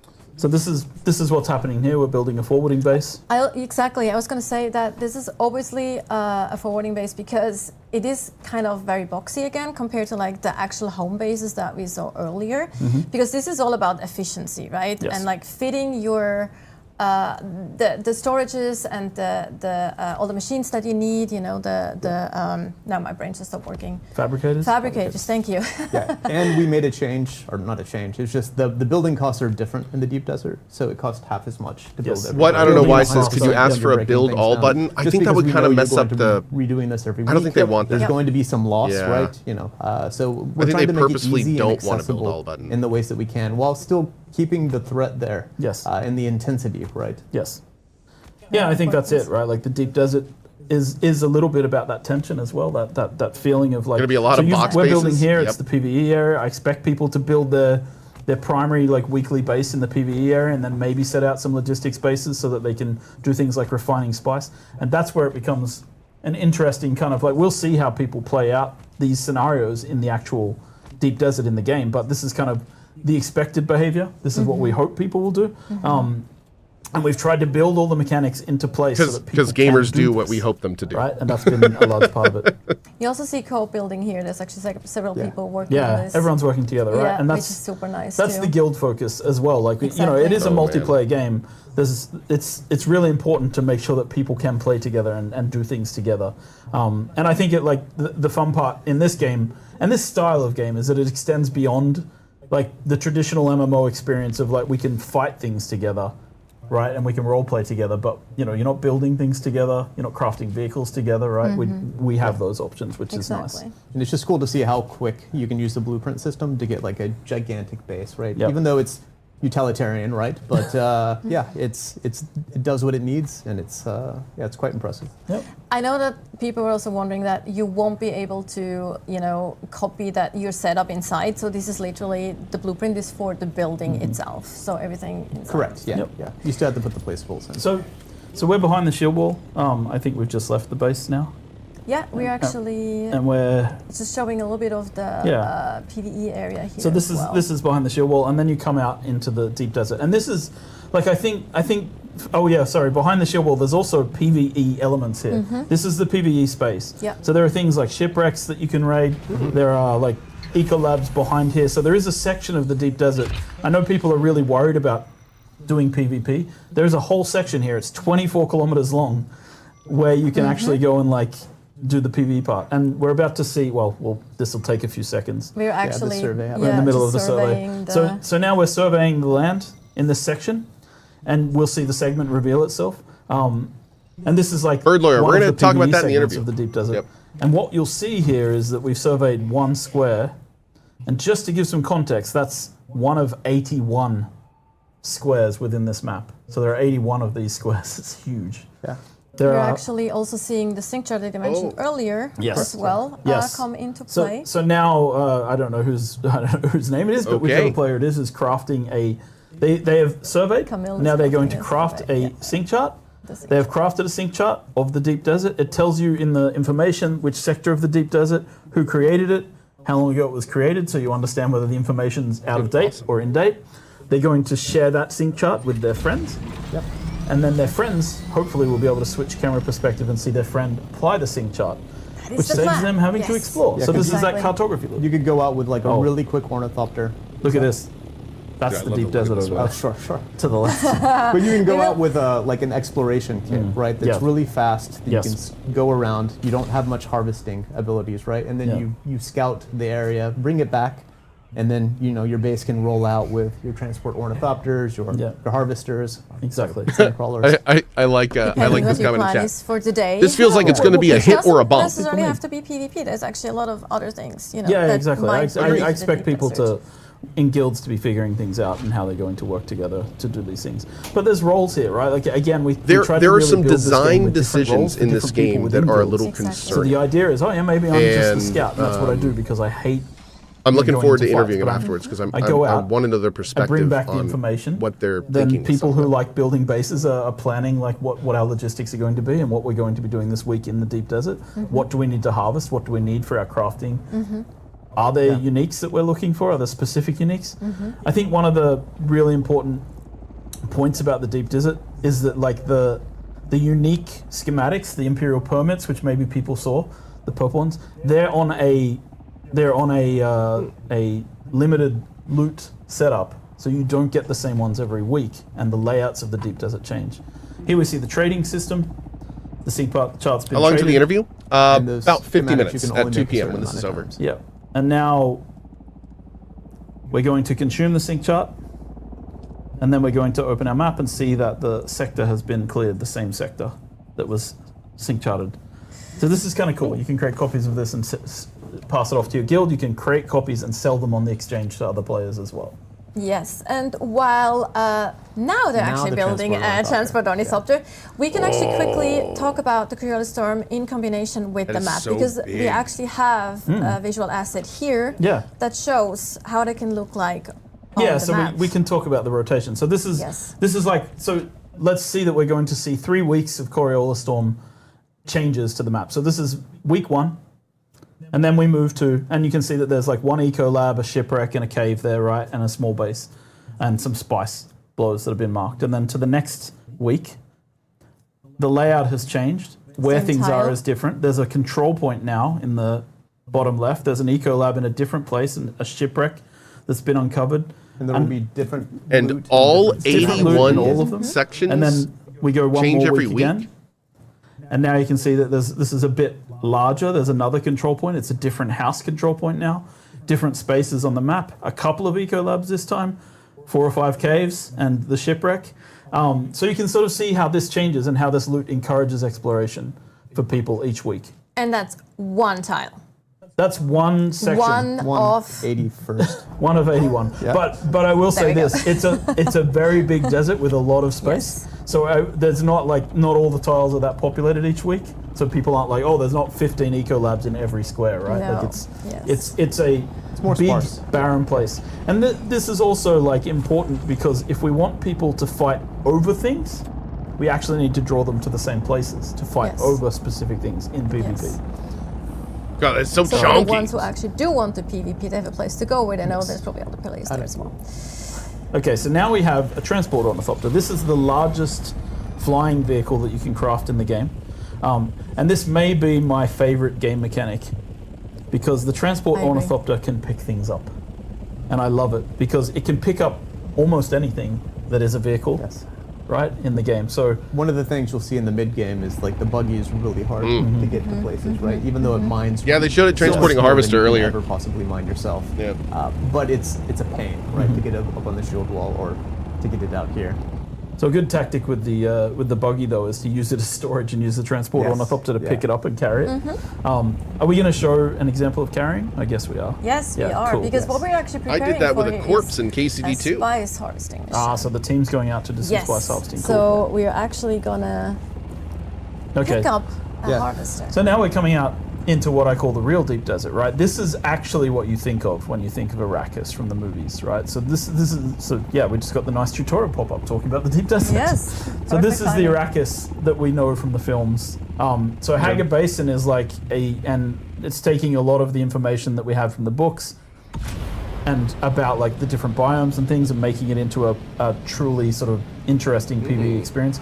But this is the true deep desert of Arrakis. This is the place where people are scared to go. This is where the Fremen live. We're passing outside the shield wall now. Wait, This is I thought the War of Fremen were Assassins gone. and the PvP is allowed to To have happen. spice blow. And you can see a spoilers? spice blow in the distance, which draws people from miles around to go there, right? That looks and awesome. I do want to say this section here, if you turn the camera right and left, you can see that we have the shield wall. It goes, this is 24 kilometers long, and you can't see people all the way along. So people who are like nervous about going into the deep desert because they're worried about, you know, the PvP is, I think there's like an element from my end, I wonder how they're going to let players that we've talked detect about other players on this project quite often is like, you come to the edge of this vast ocean and you dip your toe in the water and you're a little bit scared of sharks, but you see something in the distance and you think, I can make it. I can get there and I can get back. And the first time it's scary. And you feel that tension. And the second time and the third time. But you feel that tension, but you actually start doing it, right? And I get that people worry about toxic behaviors and ganking and so forth, but we tried to build a space where you can get away from people as well. Correct, yeah. So I think that's really important to talk about is in Dune, you were given the tools to get away, right? Like if overwhelming amounts of people come after you, maybe you can't quite get away, but that's generally not going to happen. So a lot of it is more about, PvP is about controlling a point and like having to give up that point if you don't feel like fighting over things instead of kicking down sandcastles. Exactly. So on the Landsrad here, this is kind of interesting, right? So you can see the Landsrad's in the state of like, if we claim this as the Atreides, we're going to win what we call a Sisselrad. And a Sisselrad means that we're going to get the voting power for the week. How are you So a seeing Sisselrad that? is when we can complete a row. So normally, if you were Harkonnen and Atreides in this situation, you'd both be fighting over this particular control point because you really don't want the other one to win for the week. But normally, like it's kind of, you're always blocking each other and causing like the other team to have to, you know, go back and focus on filling out a row or trying to fill out as many squares as possible. So we're trying to take the House Haggle? House Haggle owns this control point in the deep desert. So we're in the deep desert as Atreides taking over this control point on their behalf. When they take this And you can control see it's point, just this, the Landsrad gets controlled control for them. point. It's a place that you have to defend in the deep And the desert. Landsrad It'll is draw every week? other people, and it will earn you points over time. It's a classic. Am I understanding that control point properly? in the deep desert. One other thing, just if you stop for a second here, one other thing I just wanted to point out, one of the feedbacks we had in beta was about team markers. And you can see our new team marker system in the game here. So here's my question, like deliberately super quick. only for the 4-person groups. I will not The thing allow... I'm confused about is he specifically earlier said that this area would be resetting on off hours. But from what I'm seeing, it looks like whoever gets there first can only claim it one time per week. So are they really going to be resetting the map and then there's going to be like this land grab rush for the Landsrad? Or does it unlock at a different time? Berserks to actually like not do friendly fire. And there is full friendly fire on guilds. For the Landsrad, everyone would want to be on when it gets reset. Right? They can make sure everyone has the same swatches and the same armor. So there is I'm going to make sure I'm ways to understanding do this. it, I'm going to ask but they them. have to work. Dress like and infiltrate. Right? Exactly. Exactly. Yeah. So that's we didn't want to take no away artificial. Like it's been one of my. Yeah, we'll ask them. Let's say I will say this is one of those things where I have had to fight with a lot of developers on this project. I'm so glad about we're this. interviewing them after There's this. a crashed ship down there, by the way. It's kind of cool that you could also go loot that. But like it's like giving too much information for free to players actually limits our ability for people to have politics and intrigue. Because if I can see your name over your head, I know who you are, right? But if I can't, if I don't know who that maybe is, that's and you it. dress in my clothing and you walk into my base Maybe they're and you different follow me times. around, it's like I might just think that you're my friend from the guild, when in fact you're just like, you know, trying to infiltrate. And we want to allow that possibility because that is Dune. At its core, that is how things work. There are plans within plans, there are groups within groups. I remember that from early on, where your kind of law was information has to be earned. Oh yeah, for sure. That was a very early thing. Can I just point out that we just Very crossed cool. a server border? Yeah. Like our game has server meshing tech in the deep desert, and it's been a very painful technical thing to get working. Yes. But we just crossed a server border. You probably might not have even noticed any sort of hitching or anything because it's very seamless. And again, shout out to our technical team who've been working their butts off to get this in good shape.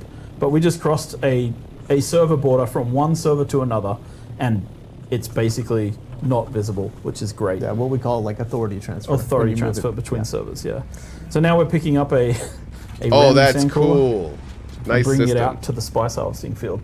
So I mean, I love that. I love that mechanic. I Yeah, think it's that was fantastic pretty fun slick. in the game, just picking things up. The transport ornithopter is quite slow. Yeah, it's very slow. So it is dangerous to go out just in the transport ornithopter.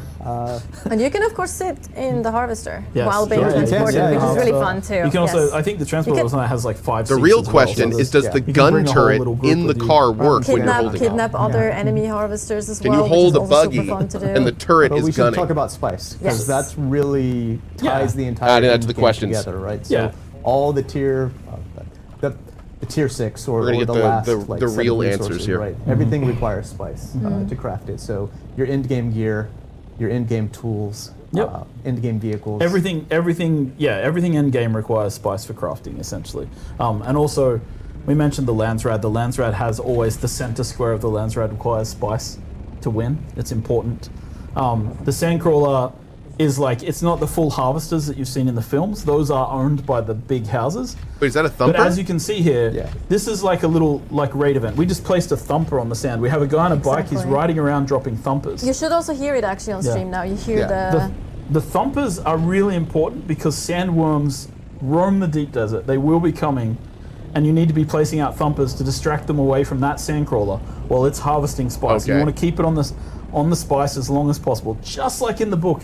I thought you had to do it a stay on lot the spice, further earn away as than much that. profit as you possibly can. You can even see the trail Oh, that Lord. the sandcrawler is leaving in the spice as it sucks up spice into its little vacuum pack. Yeah, so the sandworm stops being, it not stops, but it's less of a threat as you're going throughout Hogga Basin into Yes. the mid game. But then at the end game, right, there's sandworms all over the place, and it becomes a threat again. That was not especially when you're long. trying to get That was spice pretty from the quick. sands. So yeah, so you saw the sandworm just took that thumper. Hopefully our intrepid thumper places have put out more of them. Yeah. They're totally well organized. They have like several people placing out thumpers. Yeah. They have like the scouts here in the air that we see as well. Oh, I which is wonder, really cool do to see. sandworms go after Plus planes? Plus our transport to be ready for any kind Yeah, of danger that and- might occur. And so as soon as the sandcrawler, like the person driving the sandcrawler knows that they're the target of the sandworm, they need to radio in and be like, get me off the sand, so that the transport ornithopter will pick them up. But at the moment, I think we're using the thumpers effectively as a team. And this is a part of it, right? Like, this is why the deep desert is very Dune. I don't think you have this experience in any other game. And the idea was to create this. So if you are here with your guild, there's something to do and it's fun and it's interesting. But then other players might show up as well. This looks really That's cool. where it I really becomes hope they another have step, stuff right? like So you're this in saying the it's not PvE just area. reskin colon I would exams, love is to that do what you're this saying? We with could talk people, but about not what the world necessarily want to get means. killed while doing it. We could talk about. I feel like the you worm know, is some of enough. the best games in the world, the reskins. of Don't get me all the wrong, I'd games. want to do it you against see people here, sometimes, though, but that there is I'd a lot also of love to have sandworms opportunities that to are do it popping with up my here buddies. constantly, You know? Yes. which is both fantasy but also terrifying. There is Yes. a limit. I to hope they don't just how much only put Yes. this in the will eat PvP area. thumpers, right? Yes. They Yeah. do eventually get annoyed. Eventually, There's they like, have enough. I'm not that dumb, Yeah, right? yeah. Like They'll eat thumpers for a while. I see what you're doing here. They have a diverse palette. Yes. But yeah, this is like. You also see nicely the scouts around to Yeah. see like. Can you also host your own potentially server? looking out for They've already sandstorms, announced that private servers Yes. won't and be of public course, servers. Yeah. they're kind of Worm sign. devastating in this particular. But I don't think they've worm said sign. they're never going to have them. Enemies coming in as well. Enemies coming in. potentially. Yeah, yeah. So yeah, it's this is kind of the experience of like harvesting spice in the deep desert from a large spice blow. And there are smaller spice blows like that you can come to Yeah. with a smaller guild. So I guess a You thumper also have always them in Hogga overrides Basin, of the course. Yes. spice vehicle. There's, smaller there's than just a this one. couple ones in Hogga. Yeah, it's I very guess the limited thumper is always the because we priority wanted target. spice to be a rare resource that you need to go out here into the deep desert to get. And talking about like concentration of people, Also, like is the there only spice blow one you worm? can see from really far away, Yeah. Yes. right? Yeah. 20 plus kilometers Yes. away. So you do need to bring some friends to be looking out for other people coming in. Yep. There's another thumper down there. So I know we've seen some comments from people that are like, well, you have to go into the deep desert. Oh, to just get, like, eventually the worm will catch highest on the type harvester. of gear and such.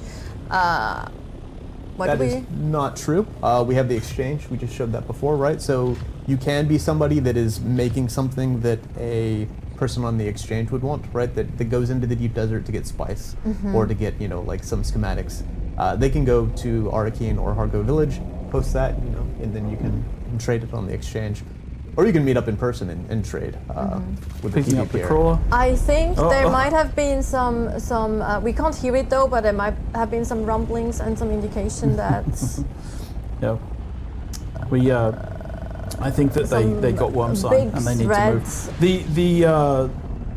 is Yeah, we potentially do have a coming. known bug in the game where the spice color disappears from the sand. It's still there.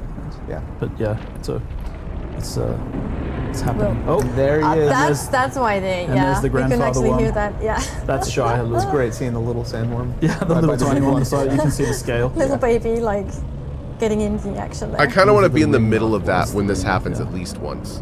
and that's gonna. But I really swallow hope they don't kill you until, like, the everything very that's end. in the Yeah, middle. yeah. They're like just everything there is. That is lost, awesome. and It it's takes just the like lot. But these guys managed to succeed and they can take their haul out of the deep desert today with them. very well prepared. They were well prepared. Very well prepared. So as our crew here is now going back to, actually maybe we can explore a little bit because we do actually have Imperial testing stations here as well, and I think we're actually somewhat close to one if I remember correctly. So we can maybe show that from above as well. Again, to just bring it in that there is a lot of content in the deep desert that is not just like flat out PvP, right? So we really want to Correct. And this is our high-end PvE encounters happen in the deep desert. So the eco labs or ecological testing stations, they're actually tuned for 4 players. Yeah. So it's the main PvE challenge would be out here where you're going to get those unique schematics that we were talking about. Wait, you have to fly through Right, the you need to scout, PvP area you need to find get to the them, and then PvE you challenge? need to perhaps fight over them. And work as a team. I think these are tuned towards minimum 4 people. Yeah. We actually showed one that's in gonna our be combat hilarious. stream. Yeah, second part. Oh my second- God. Yes, Exactly. exactly. People, They're like dude, PvPers are kind just of gonna camp that waste-based, shit, and kind of very PvEers are different never gonna approach get than in. the Imperial testing stations that we have in Haggard Basin. Yeah. And And they're different those- every week. I want to ask him about that. Yeah. Quality station. And you know, like as the game continues. How do I know that? as Because we I'm go going to be through one of the live ones and we camping continue it. to Yeah, update y'all and are expand, never there'll going to be play that. more Ever. Done. things that show up on the Nope. map, for example, Fremen Sieges and things like that people would expect to explore. So things will be Exactly. uncovered. No, I'm guessing there's a way around that. I'm As guessing I they've already mentioned, thought like about the that. layouts for the deep desert, see. they're handcrafted. We have a cool system where we like build the layouts by hand and generate the spaces between them with the sand. So it's That's kind of gonna like kill we me fill in the all the gaps time. with the sand All the time. It's gonna get but destroyed. like we are building new layouts for this all the time, right? And then over time we'll incorporate more and more elements. So there'll be always something to do. That's the pillar of the game, infinite exploration, right? Yes. And that's one of the goals, is to create a space that's always explorable. And something else I'd like to say that I think is like important is we will add, like we have the DLCs and things coming for the game. We'll be adding things in the DLCs, but the deep desert will always remain something that we consider to be at the zenith of the power curve in the game. So we'll keep adding to the deep desert. So let's say that we have tier 5 items in the game and we go to tier 7, then the deep desert will start to have tier 7 equipment and items and things in it as well. We will always try to keep it on par with anything else we add in terms of power, because the deep desert really is that continually explorable the space. central point that keeps all of the things Yeah, and together. we'll continue to add like stuff, and there will be like in DLCs there'll be places where people can get access to gear that is currently in the deep desert, right? When we do that, we'll also increase the deep desert and make sure that there's more things. So that's kind of the long-term goal. I'm personally torn on this is to mechanic. continue updating the game. I'm torn on the deep desert mechanic. Exactly. Yep. Yeah. And that's because I like the idea of a constantly new explorable area. But the fact that it resets every week makes me feel like I'm never going to have enough time to search all of it. On the way to the And like quartermaster knowing that to everything in it people, or changes like all the to kind time, of, it seems like it's give him the spice, not basically. that Yeah, give him the important. spice I don't for know. launch It's doing something. something weird. We do have an additional asset. We have actually a video from a stress test that we did with the beta last week on Friday. Still wrapping where my we head see what that's a going to look lot like of long term. Yeah, like kind of things Shout out to the happening. beta players. Yes, thank you, beta players. Focus, co-focus. Oh, I am fantastic you kidding me? work This has on been that side great. as well. So been here, that's wildly actually glimpse informational. at the stress test that we did. That's also deep desert. Lots of people together in the deep desert, a lot of ornithopters, and it's just really All cool in to line have like to that. get their ornithopters. to like Yeah, we were see spawning. that as well. They were spawning thopters like crazy. Someone's flamethrowing, throwing bombs. Players never behave when you put them in the same space. If I remember, that's actually Camille with the flamethrower. We were. Not Camille, sorry, Ignacy. I mean, that was Ignacy. The context of like this a stress troll, test, by the way, was like we were testing people crossing the server boundaries with our mesh servers I and love that fighting little on them. ornithopter back there. Sorry, it's like, it's just sorry, go ahead. And fighting along the server boundaries just to see how the performance was. So you'll see people firing rockets, and yeah, it was a cool test. I think we got a lot of very useful data out of this. Yep. And seeing how people were fighting together. Also, shout out to our automation team because they every build, right? We have the deep desert, and they have basically they deploy our automation system called Legion, and it goes and it tests all of these things, right? So it's got hundreds of ornithopters going back and forth between all the zone boundaries. Yep, there's a lot of testing that goes into a project like this. A lot of ramming speed. I know. Yeah, it's a little the more awkward to see them things like can break, and that's bump into Obviously, each the more other. freedom we also give the players, the more things can break. exactly. And like, I think I said that to you earlier as well, that like, story-driven games that are linear and you follow one story are one thing. We do have that aspect in the game as well, but I think what we at Funcom really love to do is we love to create worlds where players can write their own stories and can tell their own stories, right? I think that's such a different approach to game development. It's one of the ways we describe Arrakis as a crisis generator, right? So it is spawning stories, and that's why like these tense locations like the deep desert are really important, because it does spawn these memorable moments that you remember, that you go experience with your friends or your guild.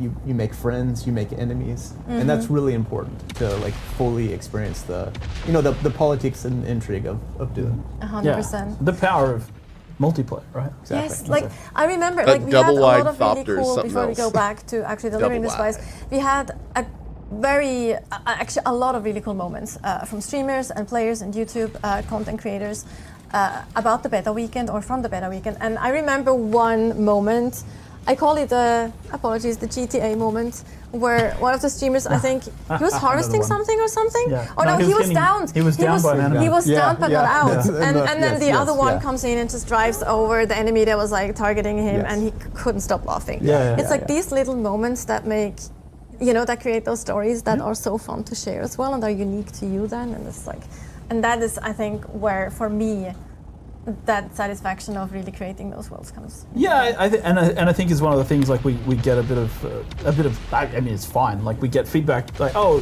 jank, right? Like, being able to stand on top of an ornithopter is janky.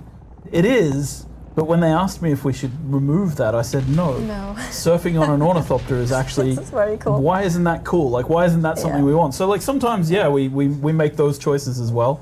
Like it's like, this might look a little weird sometimes, but you know what? It's way more fun when you can do it. I like what he's saying right now, because it makes him sound like every jankiness in the game is their decision. Shooting people with assault rifles. It's janky because we want it. We fixed some of the assault rifle issues. I like All that. right, Own it. So Own the let's go back jankiness. into delivering the spice now. Rule of cool. That's right. Actually, no. Let's talk a little more. I actually wanted to ask you both a question.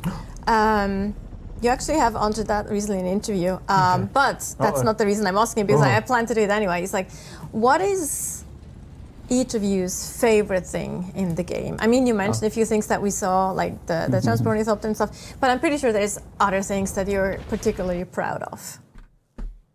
So, survival games for me, one of the best things they do is they make the world more interactable than other genres, right? So I think the team has done a Natasha's great stealing job my interview of, questions. like, using the harvesting system. Not only does the cut array like cut up the resources and get it, but you come across these like wrecked ornithopters, and every time I come across one and I'm cutting off the wings and getting the resources at my from notes, it just feels great, right? Because it makes the game grounded. So I would say that whole entire system there is really unique with what we're doing. Yeah, I mean, for me, it's I think I'm thinking about the one that I mentioned in the interview as well, probably, but like the Dew Reaper and the way that you, because I like.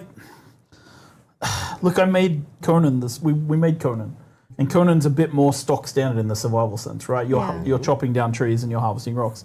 And when it came to Dune, we had the design principle of like, make your designs fit Dune, do not make Dune fit your designs. And it was like, I like that. What is harvesting water look probably like why it feels in like it Dune? does. And there's a line in the book where Duke Leto is looking out a window and the sun's rising, and there's all these people out in the fields harvesting dew off the flowers, and you're like, that's how precious water is on this planet, and that's a moment that our game needs to have. And so it isn't just like the confluence.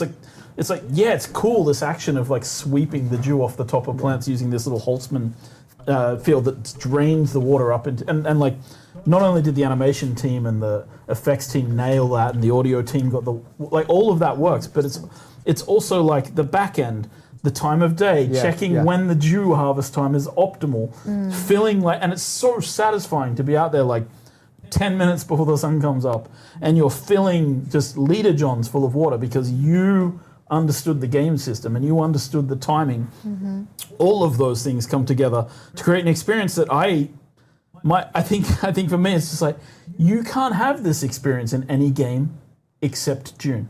And to me, that's the most precious thing, right? Like, I feel like it's so good when all those things come together. Like, as a developer, that's just the most rewarding stuff, right? And it feels good. And I don't really care if anyone else likes it because I love it so much. No, because I think it really nails it, right? Yeah. Like, I can't speak more highly of how water cool in that Dune. works, right? Totally And get it, shout out to the yes. team who worked on it and everybody who did their part. 100%. No, I Because get ready. that. Because games are made by teams, right? To That's the other refine thing. spice. Yes, absolutely. So we actually made it now to the quartermaster, and we are So we're going to deliver delivered the spice. spice. Yes. Try to win the Landsrad. Every little Okay, bit of so good matter. these Took a while guys, to get back. these guys ask you, so you, because you're sort of, you're a minor house or a minor house under the umbrella of the Atreides, you deliver Landsrad bribes to the quartermasters of the Atreides, and they make sure they get where they're supposed to go. That's fair.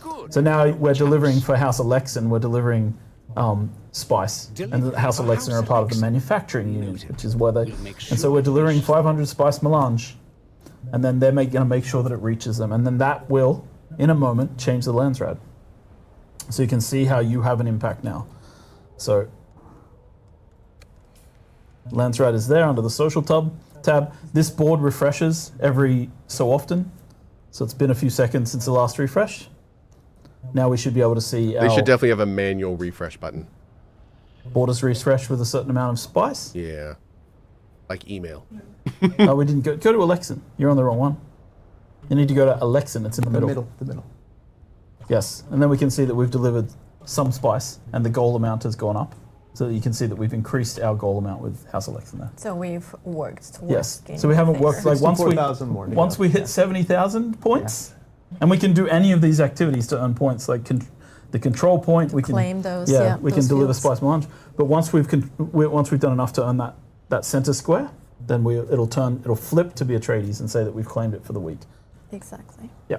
So that's Great. Nice. So that was a little bit of a glimpse of what mid and end game can look like. Obviously, that totally depends on what you like to play and how you like to play. There's quite a lot of options. We showed you a few of them, an approach of what can be done. we're also jamming like dozens of hours of gameplay into like a very quick presentation. Yes, 100%. Like this is very like preparation is everything, which is of course true for the game specifically as well. But before we dive into the Q&A, we are gonna take a quick look at the Mentat. Ooh.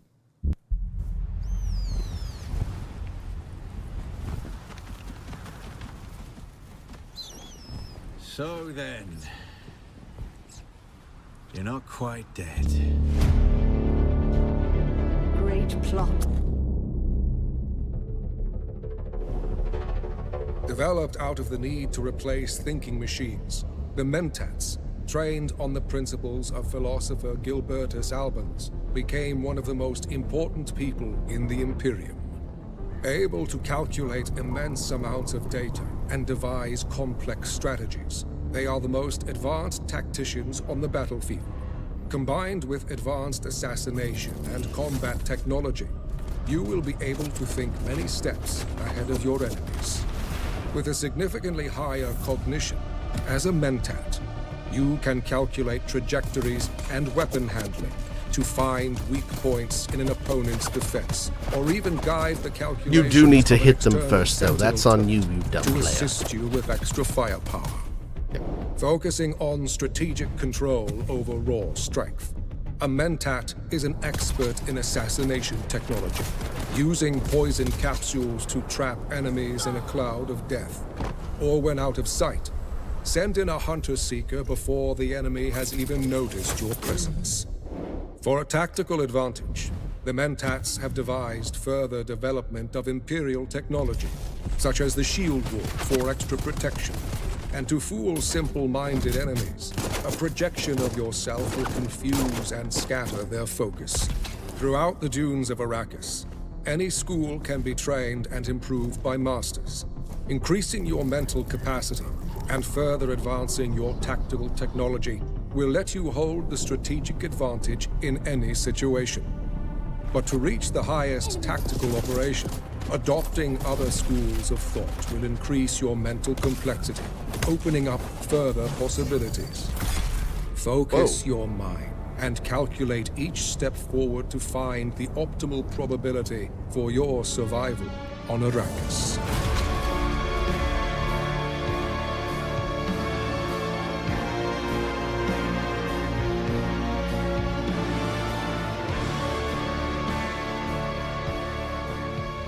By the way, as we enter our last half hour, thank you, Funcom, for sponsoring the stream today. This hour and a half has flown by.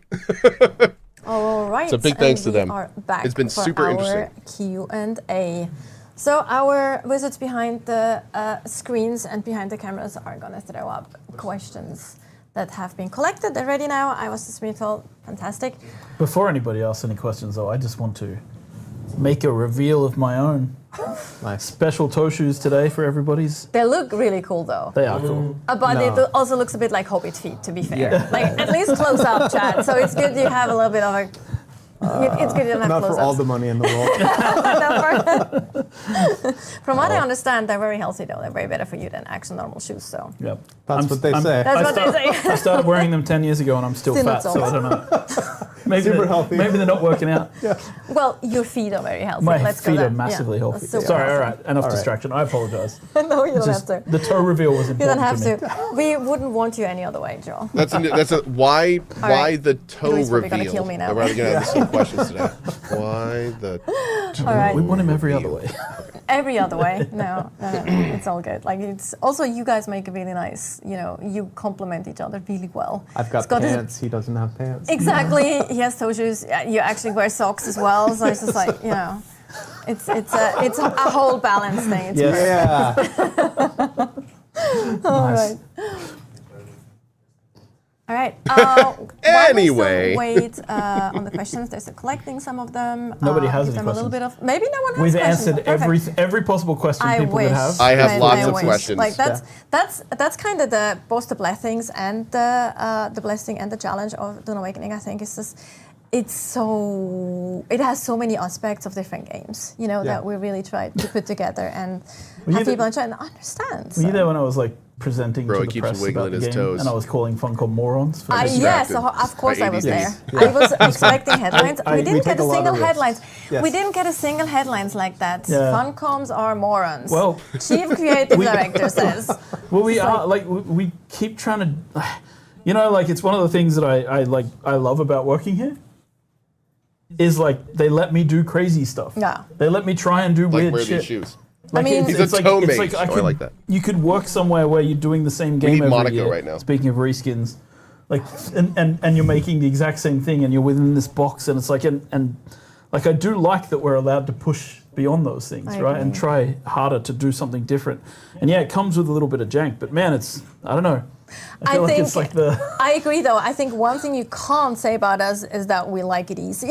no, exactly. like- We're morons. We make it hard for ourselves every time. It's what we were talking about at the beginning, right? We make unique games, right? We take risks, and Unique. sometimes it means that we make divisive decisions. But I think that's what was great about the beta, right? It's like people got to see what the true experience was. Oh, and here is Exactly. So we're ready, actually, for the question. So is that Lopil 125? Is the exchange global or per server? It is per world.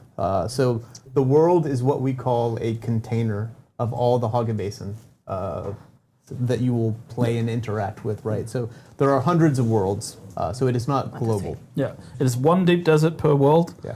2 social hubs per world, and then many Haga basins per world, and that is what we call a world. And yeah, as Scott says, at launch there are hundreds of worlds to choose from, right? And within each world, there's many Haga basins to choose from. Right. That's gonna be Alright. man. It's gonna be wild. And Speak asks, are the overland map dungeons instanced per player? Can you do them as a group, or are they open like the social hubs? The answer is that they are not instance for a group. They are per player, and they are not open like the social hubs. They are instanced, though. Yes, they are To a instanced. limit. To a So limit. several people in the same world can be doing the same, like Yeah, the single. water fat Yeah. mansion. Right? Yeah. Wait, when you Which said are to a kind limit, of what does kinda that our mean? Only instant content. Does that mean in only that so many way, people can in do that it? sense. Yep. At a Correct. time? Charlie Foxtrot TV asks, how do the different circuits work? They basically isolate resources so that they can only be used if they're on that circuit. gonna write that down. And then you can set a circuit for the. It's a little bit hard in the UI, but you can set like a machine's input and output circuit. Yes. That way, and so that's kind of Yeah. the extent with it. Like draw from this storage, deliver to this storage when you're finished, right? Like and that's Basically, how this, yeah. This group of Yeah, connected and, items. yeah, exactly. And you can set a certain number of storages per circuit, and so so yes, that's basically it. Kriegsdrachen asks, how will they ensure balance between Harkonnen and Atreides? There are systems. I think I talked about this in that other. You when I got you that just question. mentioned as well as I like hedged it we last time. have, but We you have didn't some want to systems, spoil but I'm it, not going which to we talk too shouldn't. much Exactly, about. exactly. And then when we introduce a third faction, which we are planning to, it will also have a role in that balance. But that's basically what I can say right now. But ensure is very hard. Like, Wait, it's what? very hard to like be. Is the third 100% faction not in the certain game on because, release? You know, when you give players choice, they choose. And so you can't guarantee that it's going to be 100%, not 100% people on Atreides on a world. But I think we have pretty good systems in place to make sure that at least feels like it balances itself out pretty well. Yes, and the deep desert is not Atreides versus Harkonnen. Yes. It is every Yes. person for themselves, right? So even if Harkonnen are kind of dominating a server, or they're 60-40, they're going to be fighting themselves Yes. in the deep desert as well. And that's actually something I forgot to mention when we were talking about the Landsrad. Like the Landsrad, you can see the different within top the guilds. factions who the top guilds are and who contributed the most. Because a part of the Oh, there's Dune thing leaderboards. is that like it isn't that like everybody in Atreides is a monolith. It's actually like people want the Duke's attention, so they want to be further up. And the same with the Harkonnen, right? Like I want the Baron to witness me, so I'm trying to get to the top of the list of guilds. So there should be inter-guild competition even within the factions. So they overall are working towards the common goal of the Landsrad, but they're trying to beat each other to be the best in the Landsrad. So they have the most voting power, they get the rewards, etc. Yeah, especially also because like one Atreides guild might be focused on PvP, the other one might be super opposed to PvP. Yep. So they definitely don't want the PvP guild to like get, we want full PvP. So Yes. they will, work against them and like, Yes. we want to be top because we want to have more say in which decree we're actually going to have next week. Yeah, like exactly. So- a crafting guild's going to want the crafting decrees. Exactly, And yes. they're not going to want the PvP full loot decree, right? So Exactly, there's going to be yes. that kind of competition even within the factions. Yes, exactly. So, yep, good question. Cypher asks, can our bases get raided? So not in Hogga Basin. They will be safe in Hogga Basin. In the deep deserts, it's a bit different. Yeah, in the PvE section of the Deep Desert, no. Yeah. But in the PvP section of the Deep Desert, there is a mechanism by which bases have a vulnerability window where they can be raided. It is a very short vulnerability window, and again, I would point to the lore of the Dune universe. So I'm sorry for everybody who hasn't read the books and doesn't know a way in which shields can go down for a brief period of time. But it is worth looking into because then you'll understand exactly how the mechanics can work. Is And it I know during a I'm being sandstorm or something? needlessly cryptic, but I'm sure there's people spamming in the chat about it already. Yeah, a storm related to a Let storm. them figure it out. Altman Alchemist, if I don't take the mission to talk with House Atreides or Harkonnen, will I be content locked as far as progressing, sorry, No, that's the fine. main story and the ability to craft? No. Yeah, no. The story, while it involves House Atreides and the Harkonnen, it is not about that. It's about you and your role on Dune. It's your quest to find the Fremen and wake the Exactly. sleeper, right? Yeah. So the main Halle story Bailey follows from that, Herbert. what we were From the talking about Doctor. and what we were Yep. showing earlier with the different faction unlocks, like in terms of the visuals and those things, you're locked out of if you don't want to join a faction. But those You are can't get, pure vanity. but they're pure vanity, right? No mechanics. But yeah, you can't. But one thing you cannot join the Landsrad unless you have aligned yourself with a faction. Your guild must be aligned with a faction to participate in the Landsrad. That is the one hard requirement that I think faction alignment has in the game. Oh, wow. That's it. Otherwise, yeah, you can do all the content without joining Atreides or Harkonnen. I also think when it comes to progressing, during the beta weekend, you were still very much in the tutorialization part of the game, Yes. right? Yeah. So I know that some players were like, whoa, this is very linear and things. But the thing is, things open up quite more once you're past that tutorialization section as well. So you won't be actually locked progressing when it comes to crafting or where you spend your points. Yeah, and in the opening, Intel points specifically. in the opening of the game, after character creation, you actually get a choice as to whether you want to play with an unlocked tech tree or a locked tech tree. The reason we put that there is so that people who are advanced survival players or people who've played Dune before can just go, okay, I want the unlocked tech tree, I know what I'm doing. But I recommend, and we recommend, that the locked tech tree is for people who are playing the game for the first time, and really, because there are so many, we've been talking about it a lot today, there are so many mechanics that are just kind of Dune mechanics that we want people to learn, and we need to teach them. And it's going to be hard for you to know what to do. Like, you don't know about dew reaping and times of day when you should be out harvesting dew unless you follow the tutorials that we put in place for that, right? So it's just that. Or that you need to go to shipwrecks to craft better weapons. Yes. Yeah. Yes. Koopa is asking, is there a level cap Yes. Yeah. I believe we're at 200 Yeah. currently? currently. But you can respec. Yeah. Yes. So it's, I believe it's on a 48-hour cycle. So even if you cap out and you play something and you decide you don't like it, you can switch to something else. And there's a point where you run out of, you stop getting unlock points for your tech tree, intel points. And then we have a mechanic in the game for you to go around and unlock more intel points by going to bases in the world, like enemy bases and outposts. So there's a level cap that puts a stop to some of those progression things, and then the next step from there is for you to go and explore more and enjoy the game more.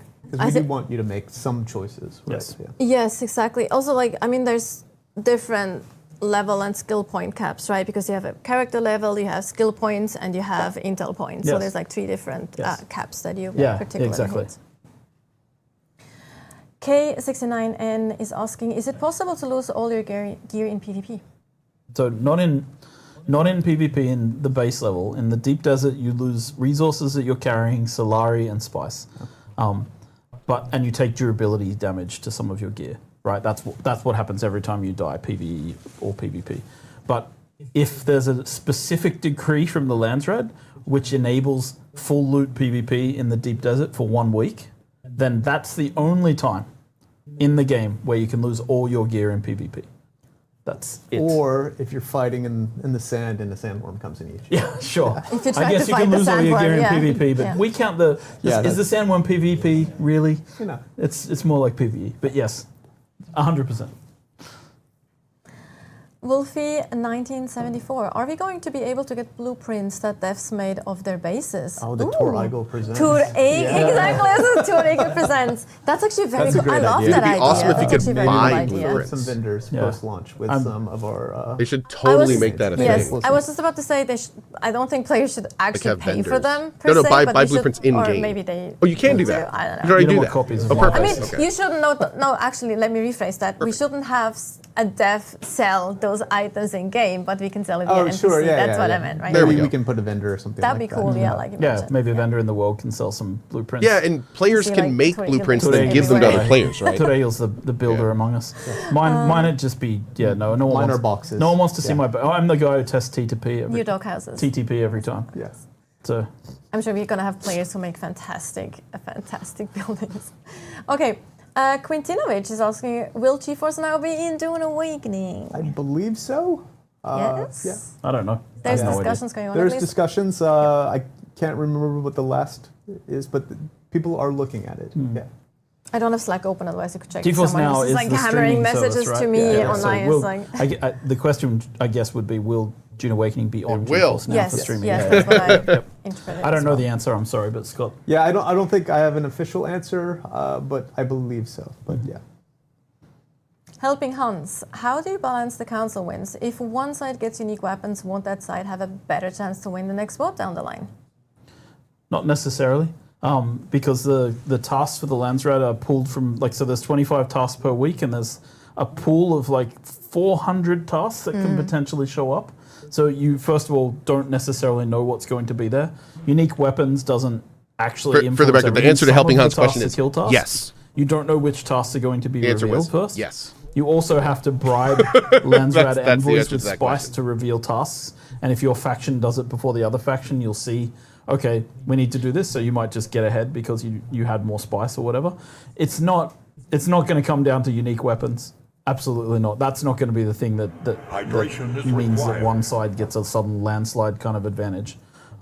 Yeah, so I think that's the best way to answer that, I think, from my Interesting, I because think that's a great answer too, and I think it that just brings goes up the other again side. It's like, okay, so are the unique into weapons people not that too good? afraid that everything is about PvP and fighting end game, and that's absolutely not the case. Yeah. And hopefully if they don't we influence, then what's the explain point? that a little bit Yeah, today I mean, as well for people to Not just feel a bit more, skins. like, So relax about that or disappointed, depending. Dr. Evil Eye, is there any content or materials that are hidden behind PvP, meaning that the only way to I'm obtain writing down the question. item gear material is to risk losing to large guilds? I wouldn't Those say are hidden, things. but yeah, like you can. The Deep Desert, which we just explained, is a place where tier 6 gear is, like items and materials for crafting those things. You need to go there to get those things. You can buy them off the exchange. You can trade for them with other people. But yes, you have to go to that place in order to get those things. And there is a risk of people attacking you when you're in that place. We tried to explain that this is a very large place. It's not going to be possible for a guild to cover the entire space. It's Yeah, just there's not going to be enough members. possible. Yeah, I think guild limit's 32. The guild limit Yes. is 32 Yeah, people. Yeah. So one per kilometer, Yeah. maybe, if they stretch Yeah, across. they'd have to stretch all the way across, and even then, I think there's all I have kinds questions of about player tactics and ways detection to that draw them I off. wonder if they'll get into. I don't think it's going to be There- a problem. There are potentially hundreds and hundreds of people that can be in the deep desert, Yes. right? Yes. So one guild would be outnumbered by 100 people.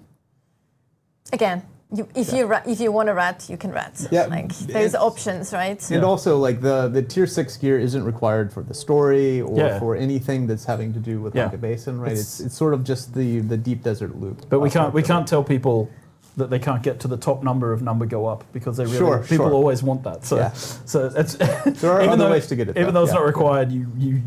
I know people are going to want it. I feel like it makes sense though because those people who really care about the highest level tier are probably That's the wild. I PvPers feel like and they're- they want to be in the I feel like in they're- the first place. So I feel like it's kind of a natural balance. I feel like they're shining Hopefully we also spotlights have, like, on you their know, system's I think main there's this problem, weird- and then I speak to a lot of people in our closed beta and our Discord, right? And I see that like there's people who kind of assume that everybody like who that comment is a about the guild numbers in go up PvP thing. is Like going that's to be this exactly toxic, right. Like sweaty people are going to channel. want to do And numbers. I think it's goes going up to be the opposite. without I think we're going to have the So, good like, guy how- guilds how who are- are out how there are we gonna do actually this? protecting I'm very people interested. people. and like helping people out. I've seen it in the beta already. People, oh, I got lost in the desert, help, and people will come help Yes. them, give them Yeah. rides Hey, home, Faucius, what's up, buddy? Like give them more gear. I've seen people in the beta like just give other people an ornithopter when they lost one because of a bug that was in the game from our end. They're like, oh, do you want an ornithopter? I have a spare one, right? That's it's great to see. And I think that people worry too much about toxicity. Oh, you can do it without Hopefully, PvP, we'll just keep in a track of it, PvP of course, area. But Yeah. Well, it should be fine.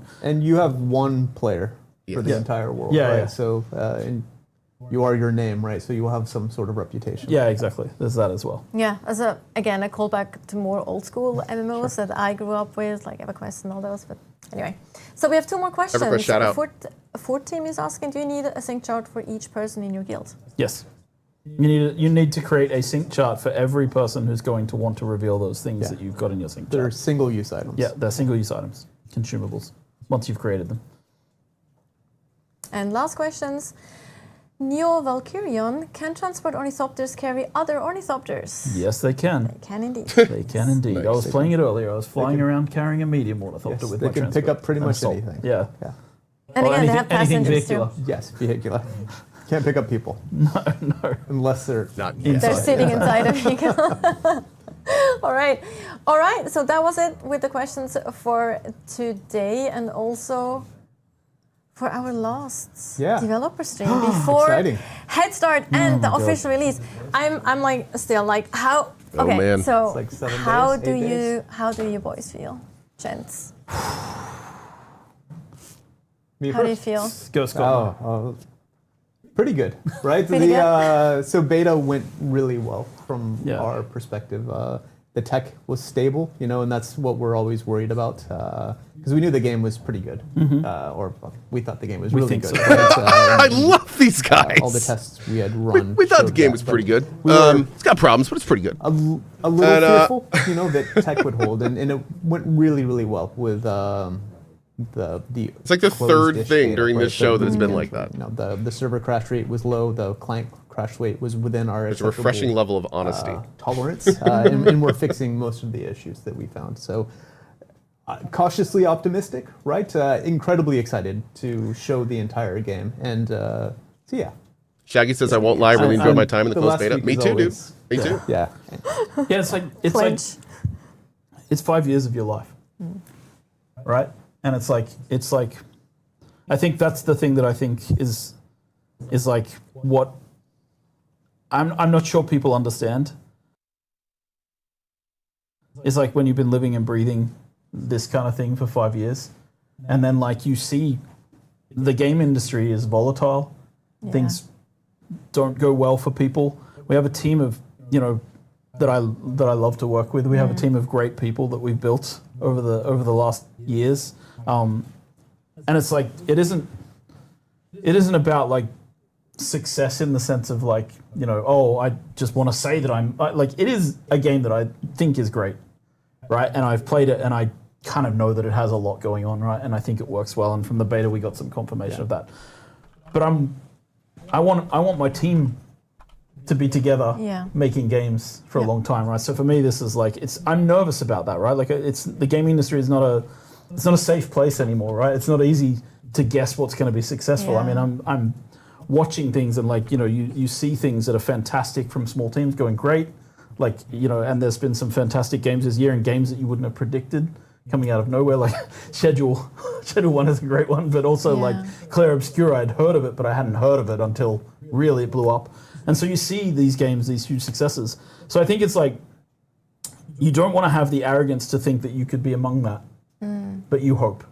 And that's kind of where I'm at least. I'm hoping we strike a vibe. I'm hoping that all the decisions that we made, and there's 10,000 decisions on a gaming project, right? There's 10,000 decisions, and every one of them is about moving towards a goal, right? Towards a vision, a creative vision, a vision of a universe, a vision that a guy created in 1963 when he wrote a book, right? And that's, I don't know, like I'm extremely nervous, but that's what we're trying to get to, right? And that's, I hope what people feel when they play the game is, yeah, okay, you nailed it, right? Like that's what we want. And I feel like we've made an amazing Dune game, right? Yeah. And it's the first where you're. The game's pretty good, but we made an amazing Dune game. Experiencing Paul's journey. We're skipping 2001's Frank Herbert's Dune.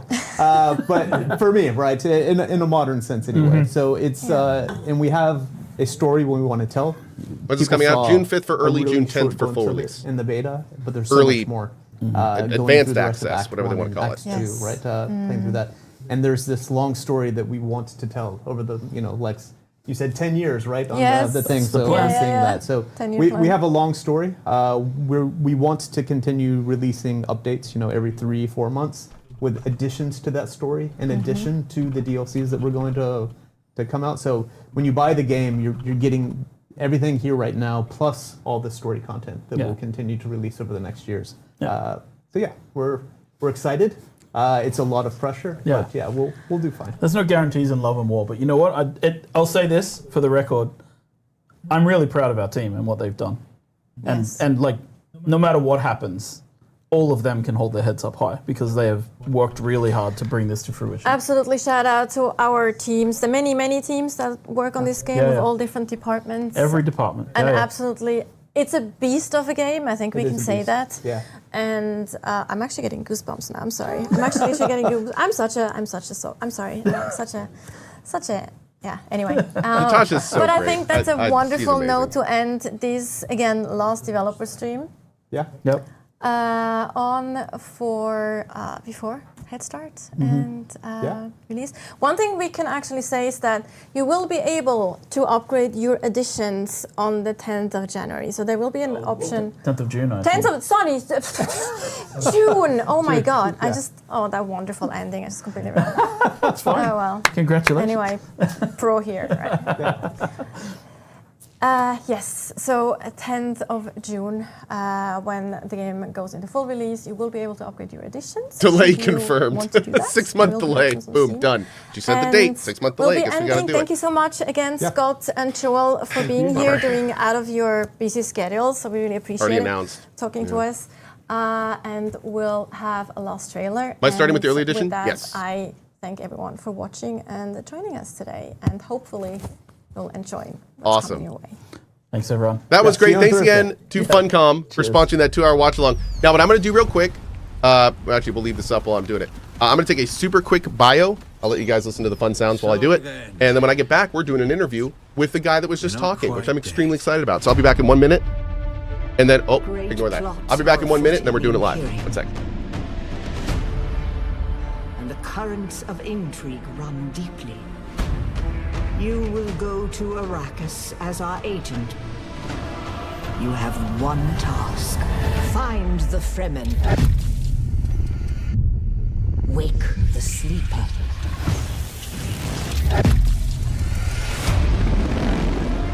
You were sighted fleeing the scene of a terrible crash. Who are you? You've heard the expression, the spice must flow. I am the man who ensures that it continues to do so.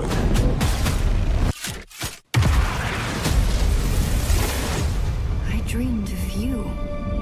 Burst in fire. Twin comets in the sky.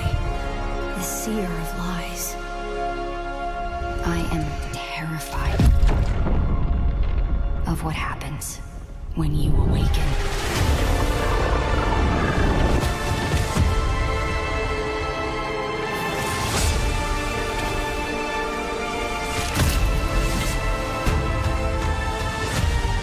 We've all lost our way. You can complete the mission.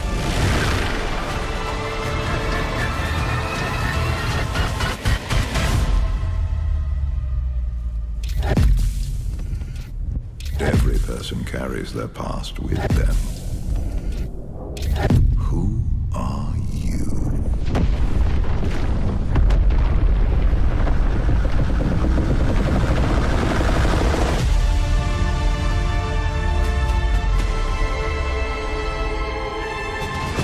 Man, that was some epic music for that. Okay. Give me 1 sec. Do. We're gonna hang tight for just a second while we get everything set up here. So the guy we're interviewing is the gentleman that just finished on the live show. So I'm taking a little bit of a break, getting all set up, and then we're gonna get everyone in and go from there. So it should be just a second, and we'll dive right in. Nice trailer, Cohh. Thank you so much. Doot. 1 second.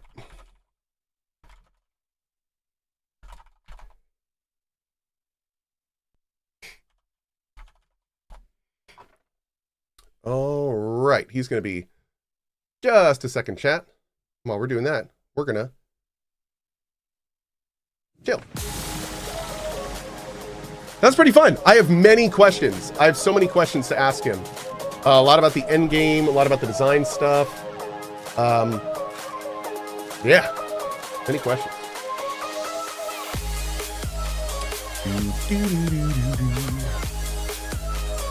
Your thoughts about what we saw?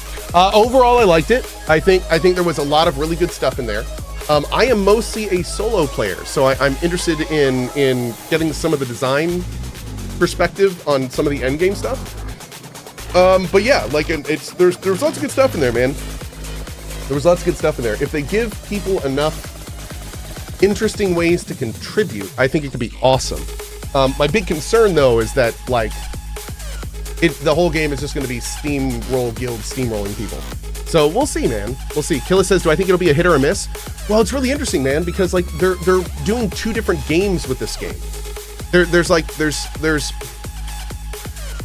I think that parts of it could be a big hit, and I think other parts may not be. So it's interesting. Oh, 1 second. Oh, 1 sec. If you can hear me, I cannot hear you. Well, let's go ahead and do this now. If I'm hoping this is going to work. Here we go. Boop. Hello. Hello. Hello. How are you, sir? I'm good. Bit drained. Just did a long, long stream. Yeah, that was pretty long. I mean, not as. I mean, I'm talking to a pro here, so I think I'm. Well, probably you're laughing at my pathetic, 1.5 hour stream. Well, the difference is I get to just sit around and act like a fool. You have to actually do things and convey information. It's a very different experience. So Sure. anyway, let's go ahead and get started here. And actually, while we're doing this, give me just 1 second. I'm going to bring up some Dune Awakening gameplay from my beta, I think, because I had a great time in that beta. And Nice. we're going to bring some of that up while we're talking here. So it's not just our talking heads. All right. There we go. Cool. So first of all, I would like to just say how it's incredibly refreshing to have developers that I feel really bring that kind of human element to their job, especially what you said at the end of that. Really appreciate you guys being so kind of transparent and open about that. I mean, those are really valid, real concerns. We live in a very interesting day and age, especially with game dev. And it's good to know that there's people that are kind of rooted in that. So we appreciate it. Yeah, no.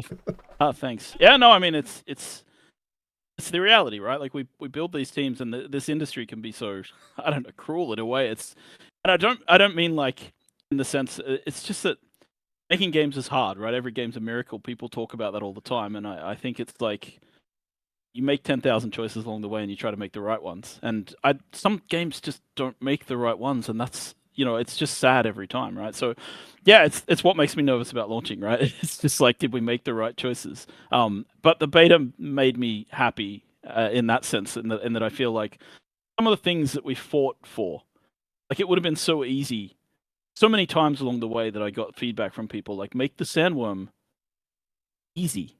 Don't let it take people's stuff. Right, like don't have that be a full loss moment.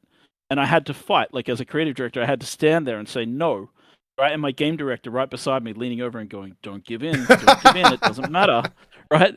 And like, but these are the battles you fight because, And so yeah, it's like we made these 10,000 decisions, and we're about to find out the consequences. And I'm nervous about how it's going to go, but I hope it pays off, right? That's it. And yeah, it's because it isn't just me. It's not my big ugly mug that, it's like all the people on this team. It's all of their work. And how big is your team now? I mean, we started with 30 people, and I think we're up to around 400-ish across the board. Wow. Yeah, so it's gotten big, and that's mostly growth across the last 5 years, right? So yeah, how cool. Yeah, little anecdote. Back when I used to live in North Carolina. I worked at a university, and one of the people I worked with actually left to go work at Funcom, which was pretty fun. So I got some cool stories about how that was working out and everything. So here's the thing. You guys have been great, especially you. You guys have been great about going out there, doing interviews. In fact, you pinged Expedition 33 during your stream, which was really cool because you guys remind me a lot of them in terms of how you guys have been really getting out there and being transparent and very genuine and real, which I think we all very much appreciate. So that being said, I know that most of kind of the overarching questions have probably been asked to you. So one of the things I'd love to do for our interview is kind of talk about a lot about what we just saw. I actually have a lot of questions that I'd love to not only get answers on, but also kind of get your design thinking on. Like, what's your perspective on it? Yeah. So 100%. Going back to the beginning here. So some of these you did kind of answer. I wrote them as we were doing it. So if you addressed it later, you can just feel it. So one big thing I kind of wanted to get into is the design thinking behind the Landsrad system. Now, I am a previous Guild Wars 2 player. I played on release. And in that system, in that game at the beginning, there was a system called the Orbs. And basically what you could do is go out into the PvP area, accomplish goals for your side, and then if you were able to retrieve the orbs, it made you stronger. Now, I noticed in the rewards for the Landsrad system, I saw things like 30% extra melee damage, some big bonuses. And I'm assuming, first quick question, all of those bonuses go into PvP, right? It's all the faction. Okay. So everybody is aligned on the entire world, not just in PvP. Okay. But it goes into PvP as well. But yes. So the thinking here is in Guild Wars 2, they ended up removing that system because it was making the winners stronger. And what it was doing is making it so like they just kept winning. There was no system to counterbalance it because they were gaining strength by winning. And this kind of ties into that question that somebody asked about the unique weaponry. Like, how that plays into it. So my thinking is, my question is, how are you counterbalancing that? Right now, from what we saw, the winners are getting stronger. So what are the losers getting? So I alluded to like that we have sort of a balancing system that runs a bit behind the scenes. So if a faction is becoming too dominant, there's changes in the tasks for the other side. They become like non-PvP related kind of thing? So none of the tasks right now in the Landsrad are 100% PvP. Just to be clear about that, right? I don't think that was obvious, maybe. I definitely thought it was mostly PvP. It sounded like the end game thing. It's kind of the opposite, I would say. What every Landsrad square on that board is asking for about 70,000 points. The way you achieve those points is through multiple different things. One of them is taking a control point in the deep desert, which is a PvP.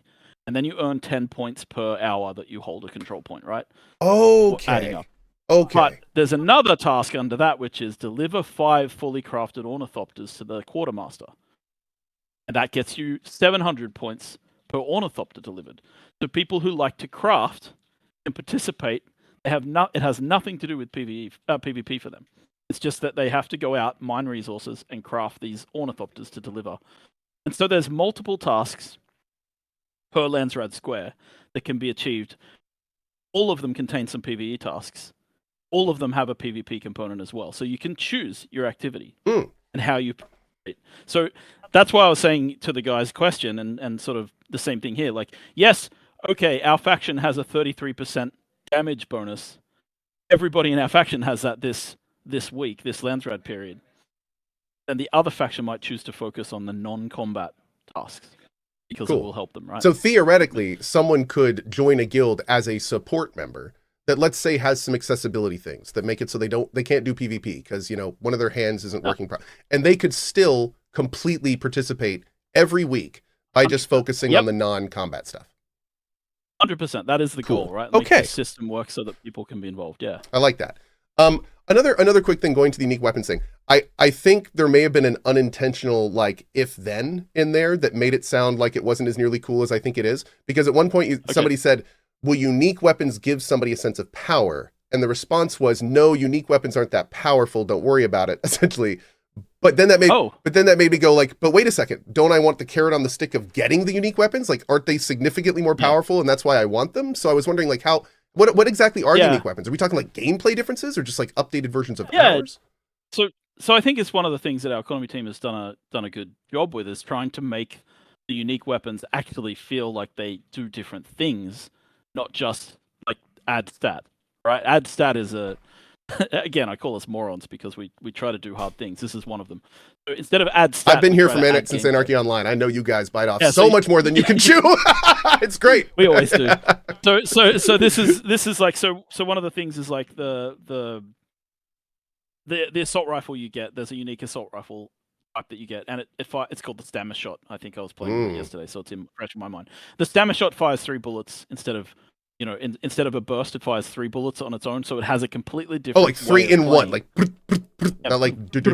Exactly. Okay, cool. Right, exactly. So it feels very different as a weapon. It's a unique weapon. It acts and behaves differently to other things, right? And then you get. So all of the uniques in the game have kind of some level of this, how does it change gameplay a little bit as well? They definitely feel different and unique, which is kind of the point. Yeah. And that's always been the goal. But yeah, so, people will want the uniques. I'm not saying that. I think what we're saying is, I think Scott was pointing out that the PvE content in the game does not require you to have the highest tier weapons to do it right now. It's not so to take a classic MMORPG example, right? In World of Warcraft, you go and you get the best dungeon gear so you can run the first basic raids. Run those raids to get the extra small amount of percentage so you can continue running raids to get better and better at raids. That's not how we've set things up here right now. So I think what Scott was trying to say was that you don't need it. But people will always want it because that's just. I was going to say now I believe you, and I'm gonna let you finish. But as a PvE player, I do need the best gear. In fact, I need the best PvP gear on my PvE character because I do. Yep, and that's where I think people are scared, but I think it's going to work out, right? That's how it is. Yeah. Okay. Very cool, very cool.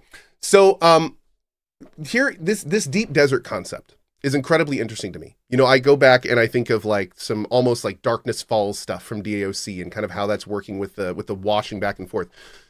In your vision, how much stuff in the deep desert is like one-time use kind of stuff? And let me explain what I mean by that. If I have a mechanic in a game like a deep desert, I want to make, one of the first things I do in my mind is I make a checklist. I say, okay, here's the stuff I need to do. So I know I can go and get the repeatable harvested like spice. I know I can go and get, but I noticed that there were like lots of other objectives spawning on there. Things like derelict caves and skill points and stuff like that.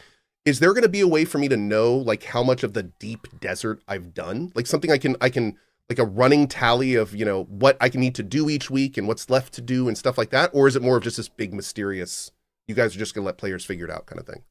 Yeah, I think it's going to be players figuring it out. Oh. That's kind of the right. So there's like you won't know what drops in what eco lab, right? In the beginning, you'll have to go and chart that out, and then that layout might not come up again may never come up again, right? That's kind of the goal, to have infinite exploration, not that's a worthy goal.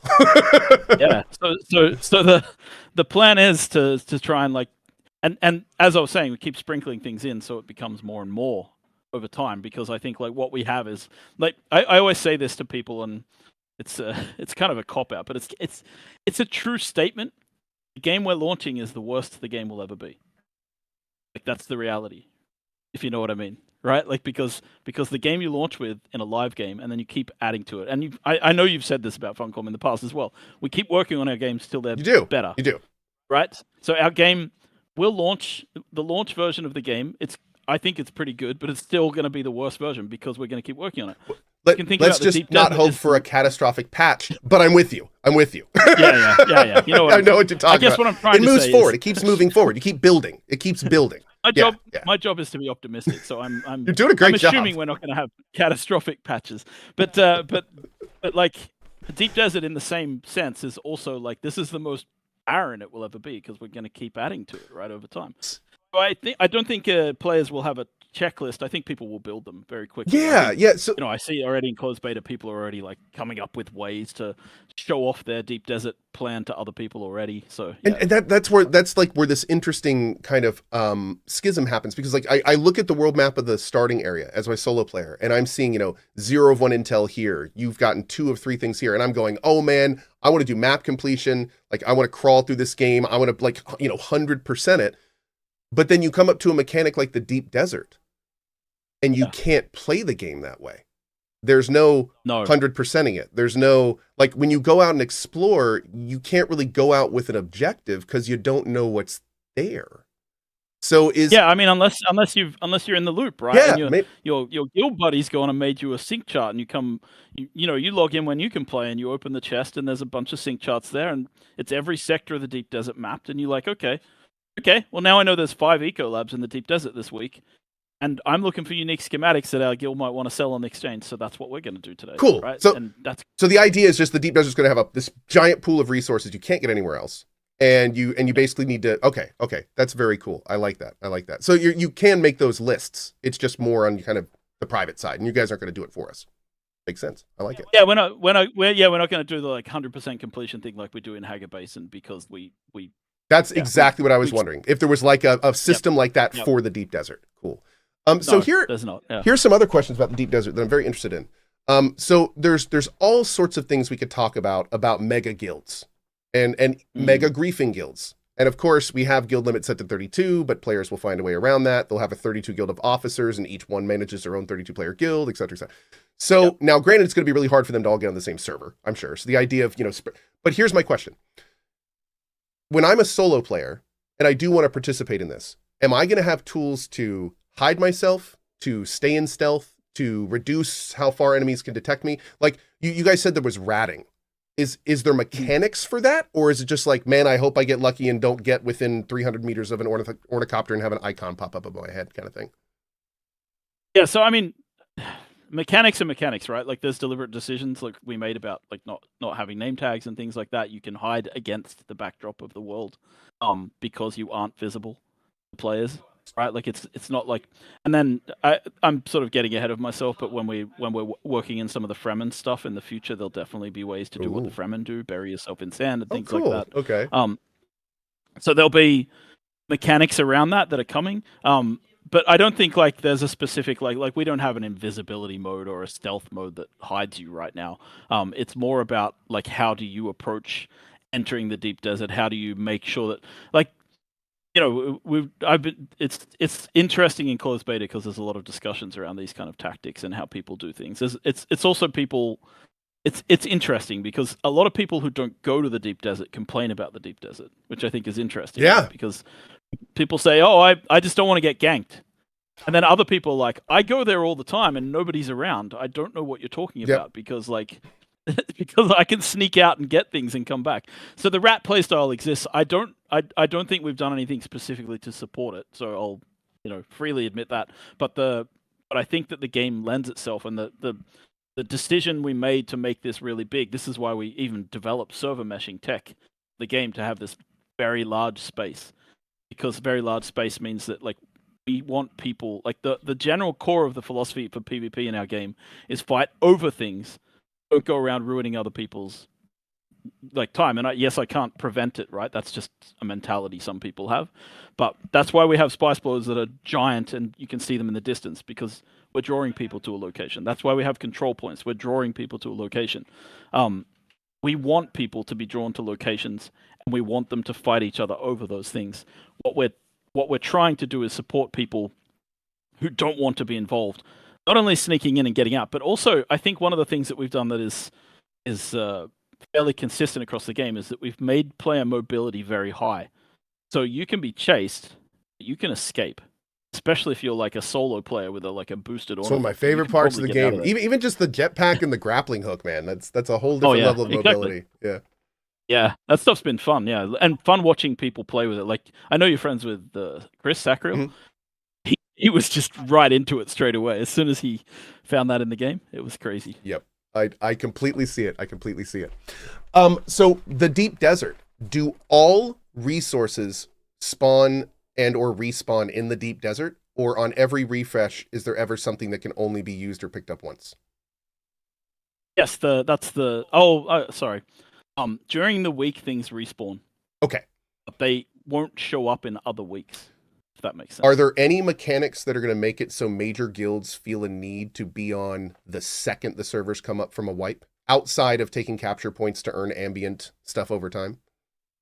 I think the scouting is probably the biggest one. Cool. Probably a good way to make money too, I'm assuming. Yeah. Getting the maps made. Yeah, I'm assuming that'll be the first wave of people into the desert, right? I have to admit, scouting mapping. I got a little nervous when you were like, yeah, once we take this capture point, we're going to make it for our team. And I was like, wait a second, you take the capture point and then it immediately works like for the rest of the week? I was like, is the server going to reset and then everyone's just going to have to go get capture points for the next hour? But no, that sounds great. So the way it works is it actually just does points over time based on who holds it. Yes. Cool. Yep. Exactly that. All right. Awesome. So a few other here and there questions. Can you hold a buggy on an ornithopter transport and shoot from the turret? Because if the answer is no, we're gonna need that. Yeah, I don't know if I've tested that specific one. I know that you can. Might be able to. I actually haven't tested. Okay, so that's a really good question. I know that you can, for example, on sand bikes, sit in the passenger seats and shoot. You can shoot out of the buggy when you're sitting there. You can shoot out of. Oh my god! So you can do those things. I have never tested the specific scenario of like picking up a buggy with a turret on top and firing at people. Because see, now I'm thinking of 5 ornithopters, 5 turreted, just tanks flying. Oh, perfect. Yeah. That's the stuff that's the sandbox stuff that's fun that people are going to find when the game launches. Right? Yeah. That's the stuff that I mean, I don't have an answer, but it's entirely possible. It's a living game, right? It can always be added if it's not there. Yeah. I don't think it's impossible. Awesome. It's probably there. Because we are very lenient about those kind of things because we think it's fun to like make sure that. What was it? The rule of cool. I like that. Exactly. The rule of cool, the rule of fun. That's good.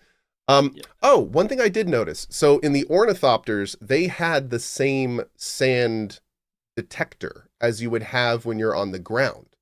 I also noticed. Scanner, yeah. I also noticed some of those worms go pretty high into the sky. Do they ever go? Do they ever go after flying things? Yes, they do. Yeah, So they'll jump out of the ground and like try to get something in the air. I mean, they won't fully emerge, so you won't. They will like so jump if out like you're a high enough dolphin. up, Yeah. Yeah, they'll come up. They'll come up after you if you're too close to the sand for sure. Very so don't fly cool. too close. Okay, Yeah. well that's awesome.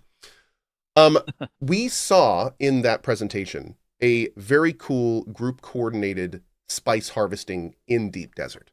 One person thumping, one person harvesting, transporters, guard scouts. Is there anything like that in the PvE version of the Dark Desert or the Deep Desert, or is that only available in the PvP version?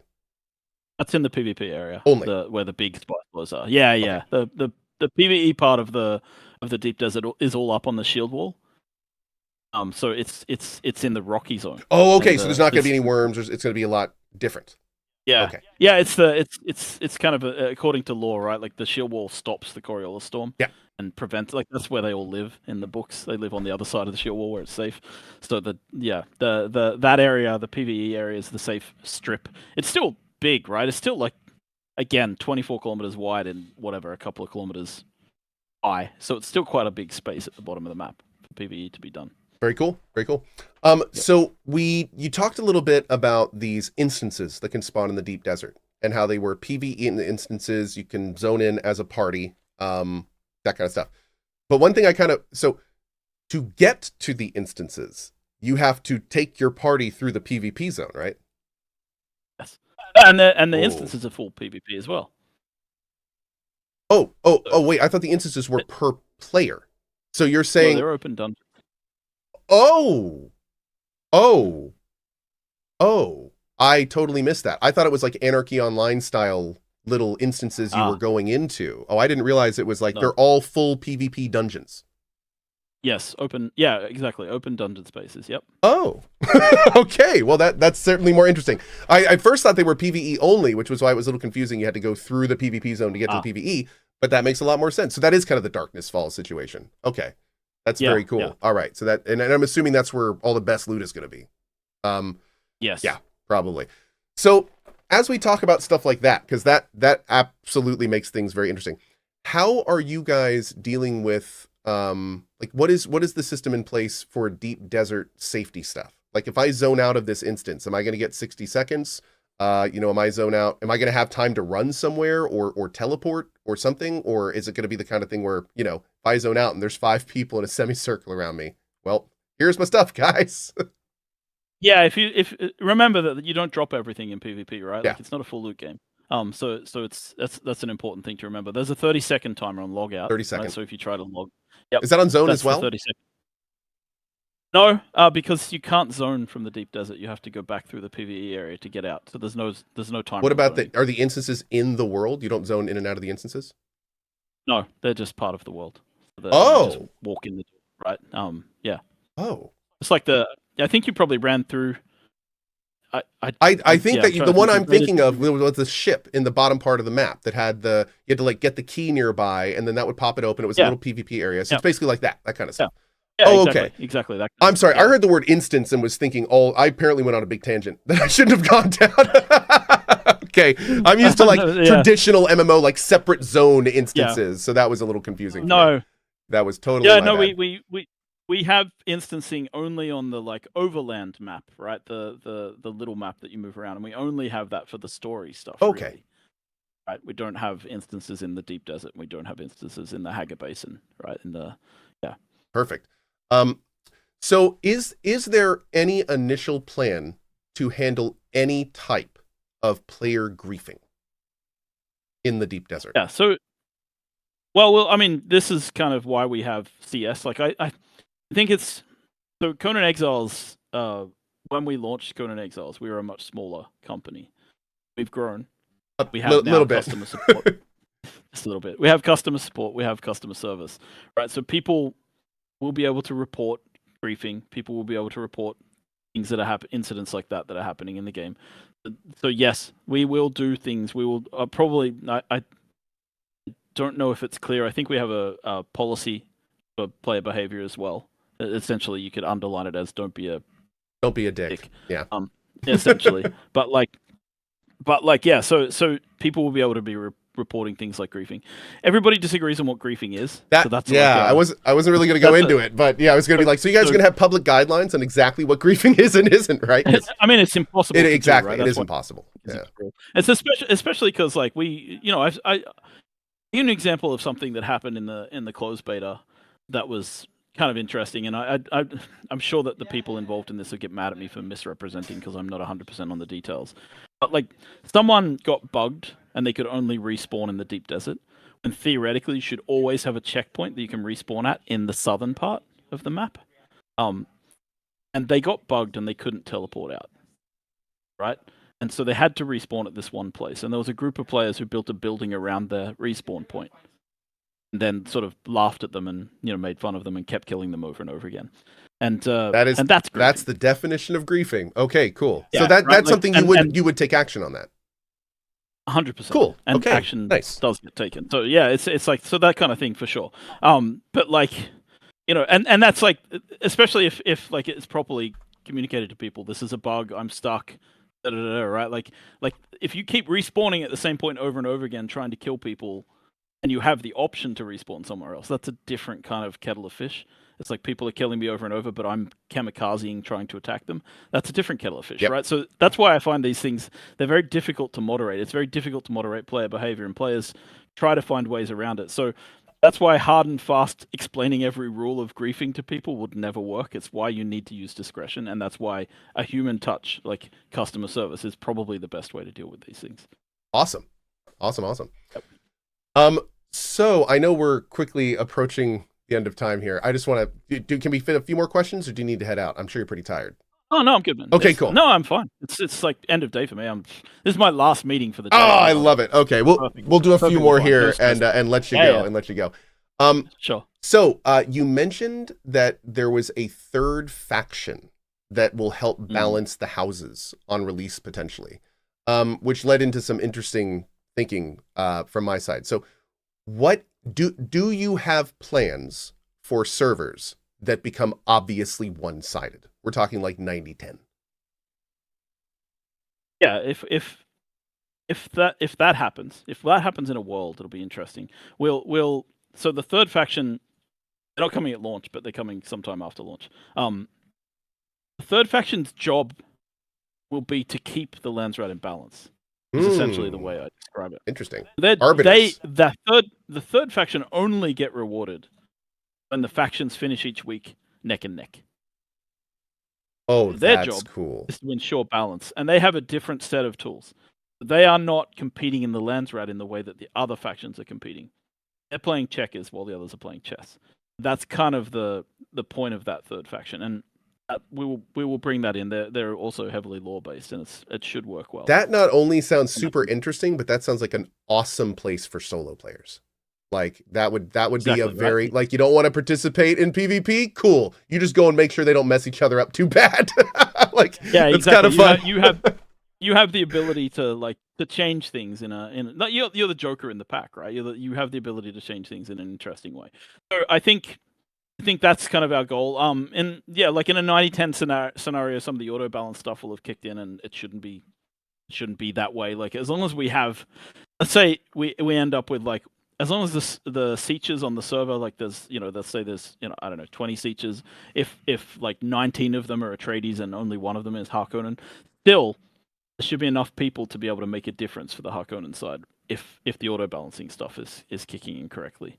So we'll see how that goes. And we'll be monitoring it as well. The other thing we can do is sort of encourage like, open more seaches and encourage people to move there on that world, which from different factions, right? So we can build up the Atreides, we can give signing bonuses and things like that. Awesome. So definitely the approach of using honey instead of the stick kind of thing. That's great.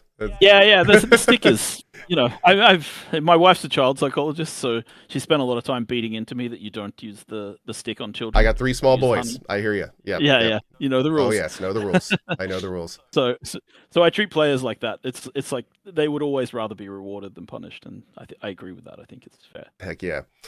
So I have real quick 2 quick suggestions at the end of our stream here. while we're doing this. The first one is there a way to add a manual refresh button to the Landsrad thing? So in case something happens I'm not expecting, I'm not staring at it like an idiot for like 3 minutes when it never updates with the thing I'm expecting. Yeah, I mean, it should only be on a 15-second refresh. Oh, okay. Anyway. Oh, okay. I didn't know if it was like a few minutes. That could be a little awkward. No, it was on a minute the first time they implemented it, and we made them and honestly, that's just a performance question, right? Like, so they implemented it with a minute because the coders were being like, oh, having to update this and check all these things, it's going to be heavy on the server, and then they were like, oh no, it's fine. And then we made it 15 seconds. So I think it's only 15 seconds before Landsrad refresh. Well, so perfect. I can talk about a manual button, but I don't know if you could you know what? Just put the button in there, but don't have it do anything. It's like the closed door button on an elevator, right? You just keep pressing it, and maybe just make us feel good. That's lovely. Fine. Gamers will love it. Also, just random small thing I noticed. I loved that you guys showcased, because I did not catch the fact that I could just wheel in my bike, go into my storage, select my bike, and do it over. But one thing I did notice is that the quick deposit is when you're looking at a crate. Is there any way to quick deposit from a vehicle? You can quick deposit to a vehicle. I don't think we have quick deposit from a vehicle to a crate, because we wouldn't know where the output would be. Well, it would be on the storage. It was on the right side of the screen, right? Because you have the storage on the right side of the screen and then the vehicle on the left side of the screen. You're talking about... I'm talking about, like, if I drive in... You're talking about once it's open. Exactly, once yes, the UI is yes. Because quick deposit's always done from the outside. Exactly. Yeah, no, we don't have that functionality set up. Yeah. Okay, well, I was going to play your game, but, maybe Dune Awakening 2 we could talk about. No, that's... I apologize. It's totally... Just the fact that you can do that is awesome. In fact, one of the things I talk about all the time is that one of my biggest pulls to this game is not only how much you guys are focusing on base building, but how much QOL is there. I was just playing another game recently, and it actually frustrated me that my refiner that was making my bars, I had to go and take the bars out of the refiner over to the chest to use it. I was like, this isn't Dune. Well, that's nice. Yeah. We have. That's actually one of the things I think Scott talked about it. Like, just having a beta running and having people just complain. Is some of the best game dev feedback you get, because it's like I play the game and I whine about things. I'm whining about a couple of things now. That's my job, dude. To play games and whine about them. Yeah, but it's great, right? Like, because it's like, oh yeah, like, this is a really good idea. I think actually, I think I watched your stream. I'll confess, of the beta, and one of the things you said was like, why is quick deposit a hold? And I think it's a press now. Yes, thank you. Oh, perfect. It's like I was just like, yeah, well, guys, why did we do that? And they're like, yeah, no, that's true, and I think it just got changed, dude. A couple of days. That is amazing. That stuff is great. Wait, it's just fast, right? It's right before the stream. Was that the thing you were talking about with Conan Exiles a long time ago? No, the Conan Exiles thing is even better. What is this? So this is Let's hear some applause. Or, I don't know. Maybe you'll think it's lame, but I think it's fun. I had never watched streamers in my life, right? Streamers were like 2016, 2017 was when it's Conan Exiles was our first game that had any streamers playing it, and I was watching you stream. Probably. Oh. No offense, because you were just like one of the more popular ones, and I was like, oh, who's this guy? I'll watch this. I think it might have been the first time I ever watched a streamer, and you were playing Conan Exiles. You came to this building through a Darfari camp that we'd built. You clicked, and we'd put a bit of voiced over lore in there. And I remember this so clearly, because you were like, there's got to be a secret here. Funcom don't do stuff like this. They don't just put stuff here. And you were looking around trying to find a way to find the secret. And I was sitting at my desk at work at the time watching, going, oh, there's no secret there, because it's like, there's nothing, it's like, it was our early access game. And I was sitting watching, and I was so frustrated on my end, because when we made our first dungeon in the game, that location where you were frustrated and searching for a secret, I put in first dungeon entrance in Conan Exiles. You have to drag a character onto that spot and slit their throat. Their blood falls on the ground, and that opens the entrance to the dungeon, because I could not live with the idea that we weren't living up to your standards. And I am honored to have elicited a throat slit blood unlock door. I think that's going on my resume. Dude, that's amazing. it was really cool. Yeah. So that was like God, that was 6 years ago? 7? That's crazy. Yeah. And here we are now doing an interview on your brand new game that comes out in a week. Wow. Yes. That's very cool. I didn't have gray hair then. Yeah, I didn't either. We can commiserate together after this. Man, thank you so much. Joel Bylos, the creative director of Dune Awakening, coming out on June 5th for advanced access, or was it January or January 10th? June 10th. June 10th. I love Natasha. She's so good. June 10th for full release, June 5th for early access or advanced access, not early access. Big thank you, of course, Joel. It's been awesome. I would love, if you don't mind, like maybe we could do this again in a few months, like post-mortem, and talk about like what worked, what hopefully everything did, but maybe what didn't. We can talk about all that and how you guys are going to address it, all that fun stuff. But it was great talking to you, man. And thank you. Fantastic. Thanks very much for putting up with me. Oh, and, please. I really appreciate it. This was a blast. Thanks, brother. Yes. Well, that was awesome. That was so much fun. I tell you, man, you know what vibes I just had there? I just had total vibes of when we interviewed the Expedition 33 devs. Like it is such a different experience to do an interview, and you can just tell the person you're talking to loves what they do. It feels so good. Feels so good.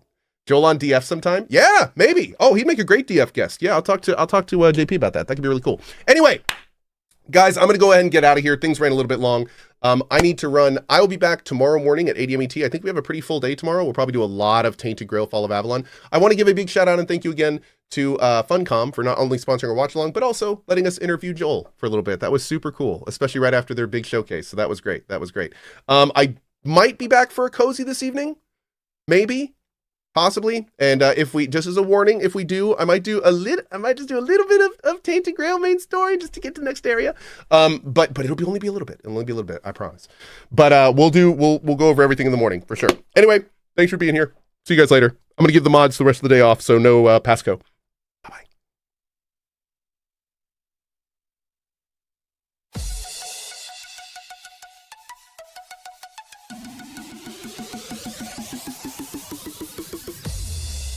Bring on the wall of good vibes.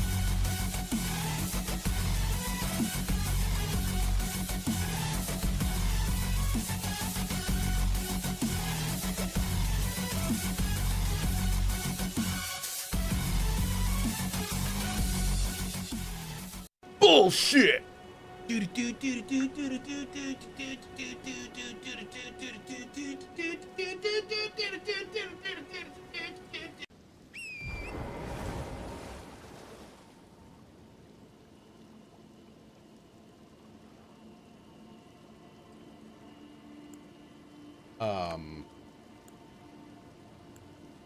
I am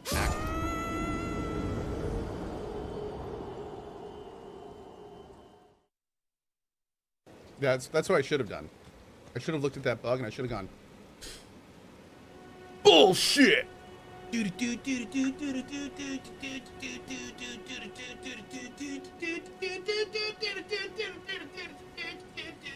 From the dev in chat. It's not a bug. It's a feature. Oh, is this your feature in getting the player to continually be looking for new weapons? Oh, okay. Okay. Interesting. This is an interesting step forward for devs. I like this little mind game going on. Miss Chaotica with the $50 tip to the mod team. Gaming AI has come a long way. It knows Cohh is playing. It says no skill right over his head.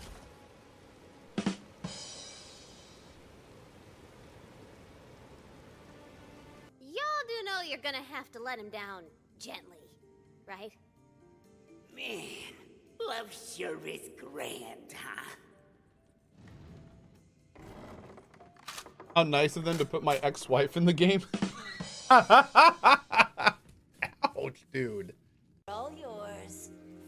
Loretta, I require crab legs right now. Karen? Sell me yours. They've already been sold, Karen. What? This is an outrage. I am entitled to what I want at all times. You took the crab legs that were rightfully mine. I'll kill you! Oh, Jesus! How dare you tell me to calm down? I will do no such thing. Hold on, is there more die? Oh. Coil remembers. You killed my least favorite customer. I'm so sad. Better go mourn. More to learn. Make Kermit cuss? I'm not gonna cuss as Kermit. That's sacrilegious. No, he said, I don't know. I kind of just want to them all in the air.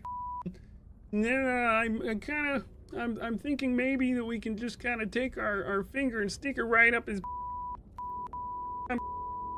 and then we'll see what we do from there, you know? Hey, I can't wait to get defiled. This is gonna be fun. But it's still weird because it's not my wang. Sometimes you get comfortable with your wang. You don't want another wang. Even if the new wang is better. It's a comfort thing. You're just comfortable with your wang. I mean, I beat it in, what, 5 hours? 5.5 hours? And I did die some. What I'm trying to say is no one likes a short wang. I want my wang long, and I want to be able to really get a feel for my wang over time. In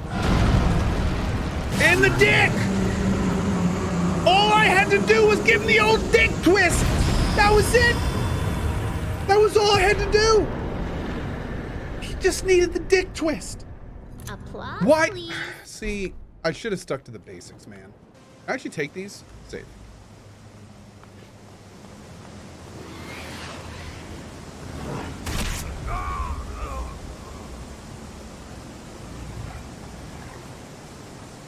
All of your things. They're all mine now. I talk to this guy and he's gonna be like, why'd you steal all my stuff, dude? Why did you do that? Hi. Hey, you, asshole. What are you doing rifling through my stuff? You live here? Is that a mine?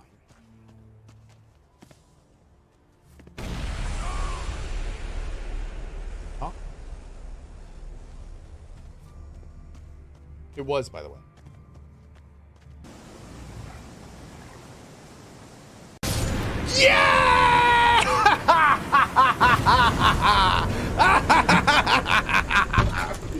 Woo!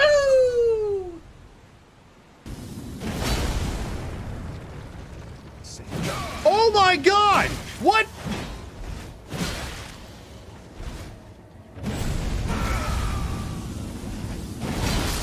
What in the sweet son of a bitch? Are you serious?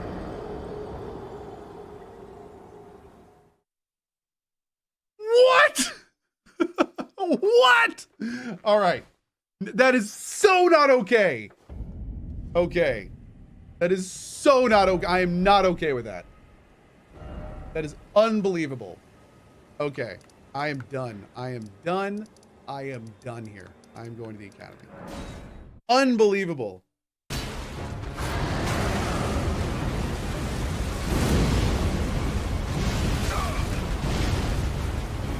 Oh, God. Oh, God!